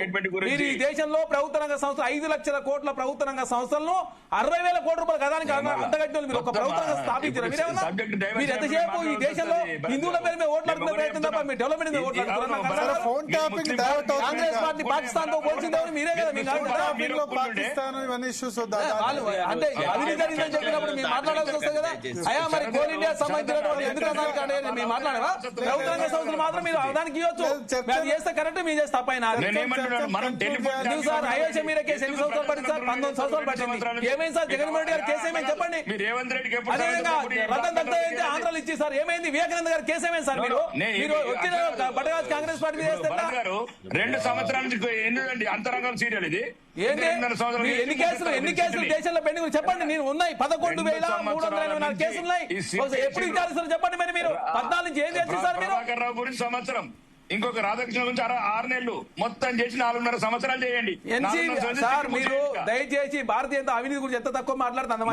నేషనల్ కరప్షన్ పార్టీ అని చెప్పి అజిత్ పవార్ ని 70,000 కోట్లు అవినీతి ఉరి చేయాలని చెప్పి మీరు అట్లాంటి వ్యక్తిని తీసుకొచ్చి ఆర్థిక శాఖ మీరు ఇచ్చిన తర్వాత మీరు మాట్లాడితే నాకు అర్థం కాదు. సార్ కేసులో ముద్దా అశోక్ చవాన్కి ఇచ్చింది మీరు. కాళీ జనార్దన్ గారికి భారతీయ జనతా పార్టీలో జాయిన్ చేసుకుని మీరు మీరెక్కడండి సార్? నాకు అర్థం కాదు. 100 చెప్తాం మేము. మీకు భారతీయ జనతా పార్టీ లేదు. మీకు ఈ దేశాన్ని అధోగతి పాలు చేసింది మీరు. మీరు ఈ దేశంలో అప్పులు కారకులు మీరు. అదాన్ని కాపాడుతుంది మీరు, అమ్మాయిని కాపాడుతుంది మీరు. మాట్లాడుతున్నారు అడవులన్నీ కూడా అదానికి రాసిచ్చింది మీరు. మీరు నాకు అర్థం కాదు. మీరేదో అవినీతి చేసినారు. ఏమి అవినీతి చేసినారు? ఏమేమి సార్? కాళేశ్వరం సంబంధించి సిబిఐకి కేసు బుక్ చేయండి. మరి డిఓపీటీ అనుమతి తీసుకురా. అరవింద్ కుమార్ అరెస్ట్ చేయండి. డిఓపీటీ అనుమతి ప్రధానమంత్రి నేతృత్వం ఉంటుంది కదా, మరి మీరేమో తేరు అనవసరం కాంగ్రెస్ పార్టీ బడగాల్సి మీరు వేస్తారా? ఇద్దరు మాట్లాడతారు. దయచేసి వారు మీరు మాట్లాడే ముందు మీరు డిఓపిటి అనుమతి తీసుకురండి. అరవింద్ కుమార్ గారు సంబంధించి కారు రేసింగ్ వ్యవహారంలో ఇంతవరకు అనుమతి రాలే. గవర్నర్ గారు కేటీఆర్ గారికి సంబంధించి 3 నెలలు ఆయన దగ్గర ఫైల్ పెట్టుకుని అనుమతి ఇచ్చారు. అరవింద్ కుమార్ గారు అడిగితే ఇంతవరకు డిఓపిటి అనుమతి రాలేదు. చెప్పండి మరి. అదే నేషనల్ డ్యాన్స్ 24 గంటల కేసు ఏమైంది సార్? కేసు మరి 9,500 కోట్ల గురించి మీరు సిబిఐ ఎంక్వైరీ మమ్మల్ని అడిగారు. ఇంకా ఏదైతే సార్ ముందు కేసు బుక్ చేయండి, అన్ని ఆధారాలు ఇస్తాం మీకు కూడా. ఏదైతే జోష్ కమిషన్ ఇచ్చిన అన్ని ఆధారాలు తీసుకొని ఇస్తాం మీకు. మీరు Bharatiya Janata party BRS party కుమ్మక్కై మీరు కేసు బుక్ చేయకుండా అనవసరంగా ప్రభుత్వాన్ని బదనాం చేస్తారు. మరి ఇప్పుడు మొత్తం ఒకవేళ కార్యక్రమం అడగమనండి. దయచేసి మీరు భారతీయ జనతా పార్టీ మాట్లాడటం నైతికత లేదు. డెవలప్మెంట్ మేము చర్చ చేయడానికి సిద్ధంగా ఉన్నాం. దేశంలో మీరు చరణ్ కౌశిక్ గారు ఒక్క నిమిషం మాట్లాడుతున్న సబ్ ఆయన మా బట్ట కాకి కోర్టు చేసినామంట. కూర్చున్నాడు వచ్చి రాకేష్ రెడ్డి గారు ఒక్క నిమిషం వాస్తవాలు మాట్లాడండి. మీరే వాస్తవాలు మీరు మాట్లాడాలి కదా. రాకేష్ రెడ్డి గారు మీరు అన్నారు కదా ఇంతకుముందు అంతరంగాలు సీరియల్ అని. మరి ఈ కేసులో నేను అంతరంగాలు సీరియల్ అన్నారు కదా, మీ ఉద్దేశంలో ఈ కేసులు ఎన్ని రోజుల్లో కంప్లీట్ చేయొచ్చు విచారణ? ఇంకా 2 సంవత్సరాల 6 నెలలు, అంటే సుమారు 4 సంవత్సరాల 9 నెలలు. ఎలక్షన్ నోటిఫికేషన్ వస్తుంది కదా, అప్పుడు సిట్టు మూసేస్తారు. చూడండి, నేను మొన్న పార్టీ ఫిరాయింపుల గురించి చెప్పిన, ఒక్క ఎమ్మెల్యే కూడా అనర్హుడు కాడు, కానివ్వరు. ఇదంతా ఒక రకమైన దుర్మార్గమైన ఆలోచనల పరులున్న వ్యవస్థ ఇది. నేను చెప్తున్నాను భరత్, అప్పుడు చెప్తున్నాను, ఇప్పుడు చెప్తున్నాను. ఇది 4 సంవత్సరాల 9 నెలలకు మూసేయబడ కేసు. మళ్ళీ అప్పుడు రేవంత్ రెడ్డి ఆయన పేరేంది, ఇప్పుడు కేటీఆర్, కల్వకుంట్ల తారక ఇద్దరు చేతులు వేసుకుని బుద్ధాలు ఆయన వేసుకుని వాళ్ళ అలయన్స్ లో మొత్తం పోటీ చేస్తారు. చూడాలి, అలయన్స్ లో పోటీ ఇస్తారా? Congress BRS alliance. ఓకే, ఒకరినొకరు కాపాడుకుంటే అదే కదా. ఫైనల్ చెప్పండి, ఎన్ని రోజులు అవుతుంది ఇది? ఇప్పుడు ఒకటే భరత్, నేను నిజంగా వాళ్ళకి చిత్తశుద్ధి ఉంటే ఇది ఒకసారి డైవర్షన్ పాలిటిక్స్ తెలంగాణ ప్రజలకు అర్థమైపోయింది. ఇంతకుముందు మేము గత ప్రభుత్వం పని అయిపోయింది. ఓడగొట్టినం ఎన్నిసార్లు మాట్లాడినా అది ప్రజలు తిరస్కరించారు. ఇప్పుడు ఎక్కడైతే ఇప్పుడు నేనే చిన్న సంఘటన చెప్తున్నాను. నేను ఈ రోజే కళ్యాణ లక్ష్మి చెక్కులు వంచిన, తులం బంగారం మమ్మల్ని అడుగుతున్నారు. మేము ప్రజాప్రతినిధులు, నేను ఢిల్లీకి ప్రతినిధి గాను, నేను ఆర్మూర్ శాసనసభ్యుని. సార్ ఏమైనా సార్ అంటే మరి రేవంత్ రెడ్డి మనం స్విట్జర్లాండ్ పోయిండు, కొనుక్కొత్తడి ఇస్తామని చెప్తున్నా. మరి ఏం చేయాలి? ఇక 4,000 పెన్షన్ అంటారు, అవి కూడా తయారు చేస్తున్నారు. ప్రింటింగ్ ప్రెస్ మరి ఏదో కొత్త దొరకట్లేదో తయారీ. అంటే ఇక్కడ ప్రజలకు మీరు ఏం వాగ్దానాలు ఇచ్చిండ్రు అవి చేయండి. ఈ సిట్టు మీద ఆయన దావోస్ వెళ్ళిపోయి, అమెరికా వెళ్ళిపోయి, ఇక్కడ డైవర్షన్ పాలిటిక్స్, ఈ రోజు ఒకటి మేము వీళ్ళ వాళ్ళకు కూడా ఈ రోజు బీఆర్ఎస్ చాలా సంతోషం ఇట్లాంటి కేసు. ఎందుకంటే మొత్తం కాళేశ్వర స్కామ్ మీద ఎంక్వైరీ ఉండదు, ఇంకా వేరే వీటి మీద ఎవిట్ల మీద ఉండదు, అన్ని అవినీతి మీద, ఏదేదైతే 111 జీవోల మీద, ఇవన్నిటి మీద ఇంక ఎంక్వైరీస్ ఉండే ఈ రాష్ట్రంలో. నువ్వు నేను ఇద్దరం కలిసి పంచుకుందాం, డే టైంలో కొట్టుకుందాం, రాత్రి కలిసి ఉందాం అనేది వీళ్ళ విధానము. కాబట్టి నేను తెలంగాణ ప్రజలకు ఒకటి చెప్తున్నా, దయచేసి మీరు ఆలోచించండి. ఈ ప్రజలని తికమక పెట్టడానికి ఏదైతే వాగ్దానాలు ఇచ్చారో 420, ఇవాళ 6 అంటున్నారు, 6 ప్రధాన, ఇంకా 420, ఇవన్నీ పక్కదో పెట్టించడానికి మాత్రమే ఇట్లాంటి సిట్లు వేయడము, డైవర్షన్ పార్టీ చేయడం. తెలంగాణ ప్రజలు ఒక చైతన్యవంతమే ఇలా సరైన సమాధానం ఎక్కడ జరపాలో అక్కడ పెట్టండి, కర్ర కాచి వాత పెట్టండి. అయితేనే సరిగ్గా ఎవరవుతారు, ఏ పార్టీ అయినా సరే. మేమైతే మాకు పెట్టండి, నేను తప్పేమున్నది దాంట్లో. నేనేమన్నా ఇప్పుడు మేము చేసినాము, మేము అధికారంలోకి వచ్చిన తర్వాత ఏమైనా చేసినాం అనుకోండి, మాకు పెట్టండి వార్తలు. కానీ ఎప్పుడు మీరు ఏం చెప్పిండ్రు, ఏం చేసిండ్రు?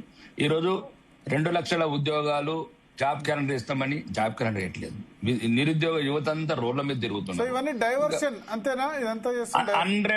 డైవర్షన్ ఇది, 100% డైవర్షన్. బట్ ఇప్పుడు మన ఫోన్ ట్యాపింగ్ లో వాళ్ళకి శిక్ష కూడా పడాలి కదా. అలా మళ్ళీ ఇప్పుడు అనర్హులైన ఎట్లా ఎమ్మెల్యేలు అంటే ఇప్పుడు మీరు చూస్తలేరా కళ్ళు, అంటే మన కళ్ళన్నీ పోయినాయి. మన ఎట్లా కండువాలు కప్పుకున్న కళ్ళు మీరు ఫోటోలు చూడలేదా? భరత్ అంటే ఏ దేశంలో ఉన్నాం, ఏ లోకంలో ఉన్నాం? ఇదేమైనా విఠలాచార్య మూవీ? విఠలాచార్య మూవీ ఎట్లా? విఠలాచార్య మూవీ ఇది. అంటే వాళ్ళు దేవాలయాల కండువాలు కప్పుకున్నారట కాంగ్రెస్. ఇప్పుడు దయచేసి పోటీ చేసిన వాళ్ళు అంటే ఇప్పుడు ఉదాహరణకు దానం నాగేంద్ర అని ఉన్నాడు ఖైరతాబాద్ ఎమ్మెల్యే, బట్ అది కూడా అది ఉత్తుత్తి పోటీ, అది ఉత్తుత్తి పోటీ. ఏందండి ఇదంతా? రాజకీయ నాయకులు అంటేనే ప్రజలు అసహించుకున్న స్థాయికి వెళ్ళిపోతున్నారు. అబద్ధాలు ఆడితే కూడా కొంత ప్రజలకు తెలియకుండా అబద్ధాలు ఆడమని నేను అంటాను. ప్రజలకు కనబడకుండా తప్పుడు పనులు చేయండి. ఒకవేళ అంతా మరీ రాజకీయ వ్యవస్థ నిర్వహణ చేస్తే 75 సంవత్సరాల నుంచి ఒక ప్రజాస్వామ్యం అనుభవిస్తున్నామంటే లక్షలాది మంది వీరులు ఆత్మార్పణ చేసి స్వాతంత్రంగా తీసుకొచ్చిన దానివల్ల మేము పార్టీలు మారుతాము, లేదు మేము మారలేదు, ఇప్పుడు మరి పోటీ చేయలేదా? ఇప్పుడు ప్రభుత్వ సలహాదారు మా భోజన శ్రీనివాస్ ప్రభుత్వ సలహాదారా? ఏ ప్రభుత్వ సలహాదారు అండి అది? ఈ దేశంలోనా లేకపోతే వేరే రాష్ట్రంలోనా? ఏంటండి ఇవన్నీ? ఇట్లాంటి పర్యాలు చేయకండి. వాళ్ళు చేసిండ్రచ్చు, వాళ్ళు చేసిన వాళ్ళు ఇప్పుడు మా కౌశిక్ అంటాడు వాళ్ళు చేయలేదని అంటాడు. వాళ్ళు చేసింది కరెక్ట్ అని కాదే కదా మిమ్మల్ని సెలక్షన్ చేసుకున్నారు. వాళ్ళు చేసింది తప్పనే కదా. ఇప్పుడు మేమున్నాము, మమ్మల్ని పనికిరాని ఎమ్మెల్యేలు తెలంగాణలో ఇంతవరకు రూపాయి కూడా ఇవ్వలేదు. గిచ్చా ఒక్క రూపాయి CDF. మరి ఏం చేయాలా? బాత్రూమ్లు కట్టాలంటే పైసలు లేవు. ఏమైనా అంటేనేమో కొడంగల్ మాదిరి ఇట్లా పోతుంది, డైవర్షన్ సబ్జెక్ట్. కాబట్టి దయచేసి 33 జిల్లాలను సమానంగా చూసి నిధులు ఏవైతున్నాయో ఆ నిధులను సద్వినియోగం చేయండి. అప్పు కొద్దిగా తగ్గించండి. ఇప్పుడు భూములు అమ్ముతున్నారు, మరి అమ్మినాక ఏం చేస్తారు? ఇప్పుడు మళ్ళీ మనం 42 ఎకరాలు అంటే అనేది ఏదైనా కొద్దిగా దయచేసి పెద్ద మనసుతో ఆలోచించండి తప్ప ఏదో ప్రతిపక్షము మనం అధికార పక్షం అని కాకుండా ప్రజలకు కావాల్సిన ఏవైతే అవసరాలు ఉన్నాయో ఆ అవసరాల ప్రకారం మనం మెదులుకుందాము. ఒకవేళ సిట్ మాత్రం ఒకటే చెప్తున్నా, నా అభిప్రాయం ఇది ఒకటే శరత్ అన్న, ఇది ఒక టైం ఫ్రేమ్ పెట్టండి. 60 రోజులు, 2 సంవత్సరాలు అయింది. టైం ఫ్రేమ్ ఏమి ఉండదా ఈ సిట్లకు వీటికి? ఉండాలి అసలు. యాక్చువల్లీ ముందే చెప్పాలి. టైం ఫ్రేమ్ ఉండదా? అది కాదండి, ఇప్పుడు కాళేశ్వరం కమిషన్ కి June 30th వరకు అని చెప్పి వాళ్ళు ఫస్ట్ గజెట్ నోటిఫికేషన్ ఇచ్చారు. నేనే కదా బక్కా జడ్సన్ తోని హైకోర్టులో రిట్రిబ్యూషన్ వేస్తే during the course of hearing 30th June అని చెప్పి నాకు గజెట్ నోటిఫికేషన్ కోర్టులో ఇచ్చినారు. ఇస్తే I raised an objection with the then chief justice. ఏమన్నా ఇది ఎట్లానండి, ఈ నెల ఆల్మోస్ట్ సగం అయిపోయింది, ఈ నెల ఎండ్ వరకు రిపోర్ట్ వస్తుందా అని అంటే లేదు, వాళ్ళు they will extend the date అన్నాడు. అప్పుడు నేను చీఫ్ జస్టిస్ తో నవ్వుతూ అన్నాను, ఏమని దీనికి 5-year టర్మ్ పెడితే బెస్ట్ ఉంటుంది, coterminous with the governance of the state 5 సంవత్సరాలు పెడితే బ్రహ్మాండంగా ఉంటుంది అన్నాం. మనం చూసినాం ఎన్నిసార్లు పీసీ కోస్ట్ కమిషన్ ని గడువు పెంచినారండి. ఇప్పుడు టైం బౌండ్ గా ఇప్పుడు కేసులతో త్వరితగతిన కావాలి, ప్రాజెక్టులు త్వరితగతిన టైం లిమిట్ పెట్టి చేయాలి. సిట్టును కన్సిడర్ చేసినా దేన్ని కన్సిడర్, ప్రజాధనం వృధా అవ్వట్లేదా వీళ్ళకి ఇచ్చిన ఆర్భాటము ఇదంతా? చరణ్ కౌశిక్ గారు ఎంత టైం సార్? ఇప్పుడు వీళ్ళు ఇంత మాట్లాడుతున్నారు, గవర్నర్ దగ్గర ఎన్ని పైలు పోయినాయి సార్? ఎందుకు గవర్నర్ మళ్ళీ సుప్రీంకోర్టు ఏం చెప్పింది? 3 నెలల నిబంధన అంటే మళ్ళీ సుప్రీంకోర్టు నిబంధన పెట్టలేమని చెప్పి ఎట్లా? ఇప్పుడు డిఓపి అనుమతి కోరినాం, గవర్నర్ గారే 3 నెలలు ఆపే డిఓపి అనుమతికి ఇప్పుడు 6 నెలలు అయింది. అదే చెప్తున్నాం, 6 నెలలు వారు అక్కడ చేసిరు. మరి ఎట్లా? మాకు చెప్పే ముందు మీరు కూడా చేసుకోవాలి కదా. అదే సార్ ఫార్ములా ఈ కేసు సంబంధించి చెప్తాను, ఒక్కొక్క దానికి ఒక్కొక్క లింక్ అయి ఉంటది ఖచ్చితంగా. సిట్టు సంబంధించి దయచేసి ప్రభుత్వము ఎట్టి పరిస్థితులు లింకులన్నీ దాదాపు 6,000 ఫోన్లు ట్యాపింగ్ జరిగింది అని చెప్పేసి బయట లీకులు వస్తున్నాయి. ఒక్కొక్కరు విచారించాలి కదా. 6,000 ఫోన్లను ఒకరు ఒకే రోజు 600 ఫోన్లు ట్యాపింగ్ చేసిరని వీళ్ళ నచ్చిన వాళ్ళు నచ్చిన వీళ్ళు పెద్ద ఎత్తున జరిగిందని చెప్పి వస్తున్నాయి లీకులు వస్తున్నప్పుడు రకరకాల వేలో అదేవిధంగా సిట్టు విచారణ చేస్తుంది. దానికి కూడా మన రాజకీయం చేస్తే చాలా మంది ఉన్నారు. ఇప్పుడు బండి సంజయ్ గారు వచ్చిర్రు, మహేష్ కుమార్ గారు పిలిచిరు, నవీన్ గారిని అయిపోయింది, హరీష్ రావు గారు అయితే కేట ఇంకా ఎంతమంది వస్తారు ఇంకా వెనక కలకుండా అయితే నా ఫోన్ ట్యాపింగ్ అయింది, కోదనాంగ సార్ అయిందట, RS ప్రవీణ్ కుమార్ అయిందట. మరి అందరూ అయినప్పుడు ఒక్కొక్కసారి విచారణ చేయాలి కదా. చాలా పారదర్శక విచారణ జరుగుతూ ఉంది. ఎట్టి పరిస్థితుల్లో ప్రజాప్రభుత్వంలో రాజకీయ కుట్ర కోవడానికి తావులేదు. మేము చెప్తాను, కాంగ్రెస్ భారతీయ జనతా పార్టీ ఏమనంటే ఏం చేయలేదు. అసలు మీరు తెలంగాణకి ఏం చేసి చెప్పండి, ఏం చేయకుండా అది వేరే టాపిక్ వదిలేద్దాం. రాజయ్య గారు, భరత్ గారు thank you. Hello Bharat, final గా ఎన్ని రోజుల్లో ఏం జరగబోతుంది? రాబోయే ఈ విచారణ ఎన్ని రోజుల్లో అయిపోబోతుంది? త్వరలోనే కేసీఆర్ కూడా పిలుస్తారంటారు. ఇప్పుడు ఎంత డైవర్షన్ పాలిటిక్స్ చేసినా కూడా అధికారంలోకి రావడానికి నమ్మబలకడానికి ఏఐసిసి నాయకులను ఖర్గే గారిని, సోనియా గాంధీని, రాహుల్ గాంధీని, ప్రియాంక గాంధీని తీసుకొచ్చి అనేక రకాల హామీలు, డిక్లరేషన్లు ఇవ్వడం జరిగింది. సో మేము ఎప్పుడైతే వీటన్నిటి మీద పోరాటం చేస్తుంటున్నామో డైవర్షన్ పాలిటిక్స్ లో భాగంగానే సిట్ కేసు కానీ, ఈడీ కేసులు కానీ, ఏసీబీ కేసులు కానీ ఇవన్నీ కూడా వస్తున్నాయి. సో అది ఎన్ని రోజులు నడుపుతారు అనేది అధికార పార్టీ చేతిలో ఉంటది. ఎట్లా దూరాలి, ఎప్పుడు పైకి తీయాలి, అక్రమ కేసులు ఎప్పుడు పెట్టాలి, ఎట్లా చేయాలని చెప్పేసి, ఎట్లా భయభ్రాంతులకు గురి చేయాలి, ఎట్లా కక్ష సాధింపు చర్యలు పాల్పడాలని వాళ్ళ చేతిలో ఉంటది. సో మేమైతే మాకిచ్చిన బాధ్యత ముళ్ళుగర్ర పాత్ర, ప్రతిపక్ష పాత్ర, తప్పకుండా ఇచ్చిన హామీలన్నీ నెరవేరే వరకు మరి వెంటబడతాం, వేటాడతాం. అనేక పోరాటాల ద్వారా తప్పకుండా ఇచ్చిన హామీలు నెరవేర్చే వరకు అధికార పార్టీ వాడతాం. ఓకే, థ్యాంక్ యూ రాజయ్య గారు, చరణ్ కౌశిక్ గారు, అదేవిధంగా శరత్ గారు, రాకేష్ రెడ్డి గారు. మొత్తానికి రెహానా చూద్దాం, కేటీఆర్ ఇన్వెస్టిగేషన్ అయింది, అవసరం ఉంటే మళ్ళీ విచారణ పిలుస్తామని చెప్పారు. నెక్స్ట్ ఇక మిగిలింది ఎవరు? కేసీఆర్. చూద్దాం ఆయన కూడా మరి ఇన్వెస్టిగేషన్ పిలుస్తారా లేదా రాబోయే రోజుల్లో. కొత్తగా సజ్జనార్ సిట్ చీఫ్ గా నియమించిన తర్వాత అయితే కొంత స్పీడప్ అయితే కనబడుతుంది. బట్ లాస్ట్ 2 years లోనే అయిపోవాలి కేసు. ఇంత సమయం ఇన్వెస్టిగేషన్ తీసుకోవడం అంటే దీన్ని డ్రాగన్ చేసినట్టే కనబడుతుంది. చూద్దాం, ఏదో హెడ్లైన్స్ కు టీవీ ఛానల్లో చర్చలకు పరిమితం కాకుండా నిజంగానే యాక్షన్ ఉండే దిశగా సిట్ వెళ్తే గనక బాగుంటుంది. ఆ విధంగా ముందుకెళ్తే ఈ విషయంలో ఇన్వెస్టిగేషన్ ఫోన్ ట్యాపింగ్ విషయంలో ముందుకెళ్తే ఖచ్చితంగా ఉంటుంది. ఇకనైనా యాక్టివ్గా ఉండాలి. ఏదో ఒకటి బ్లేమ్ గేమ్ కాకుండా నిజంగా దీనిలో దోషులు ఎవరైనా తేలితే వాళ్ళని శిక్షించే దిశగా ఇన్వెస్టిగేషన్ ఉంటే బాగుంటుంది. Okay Bharat, thanks for the analysis. So ఇది ఇవాల్టి డిఎన్ఎస్.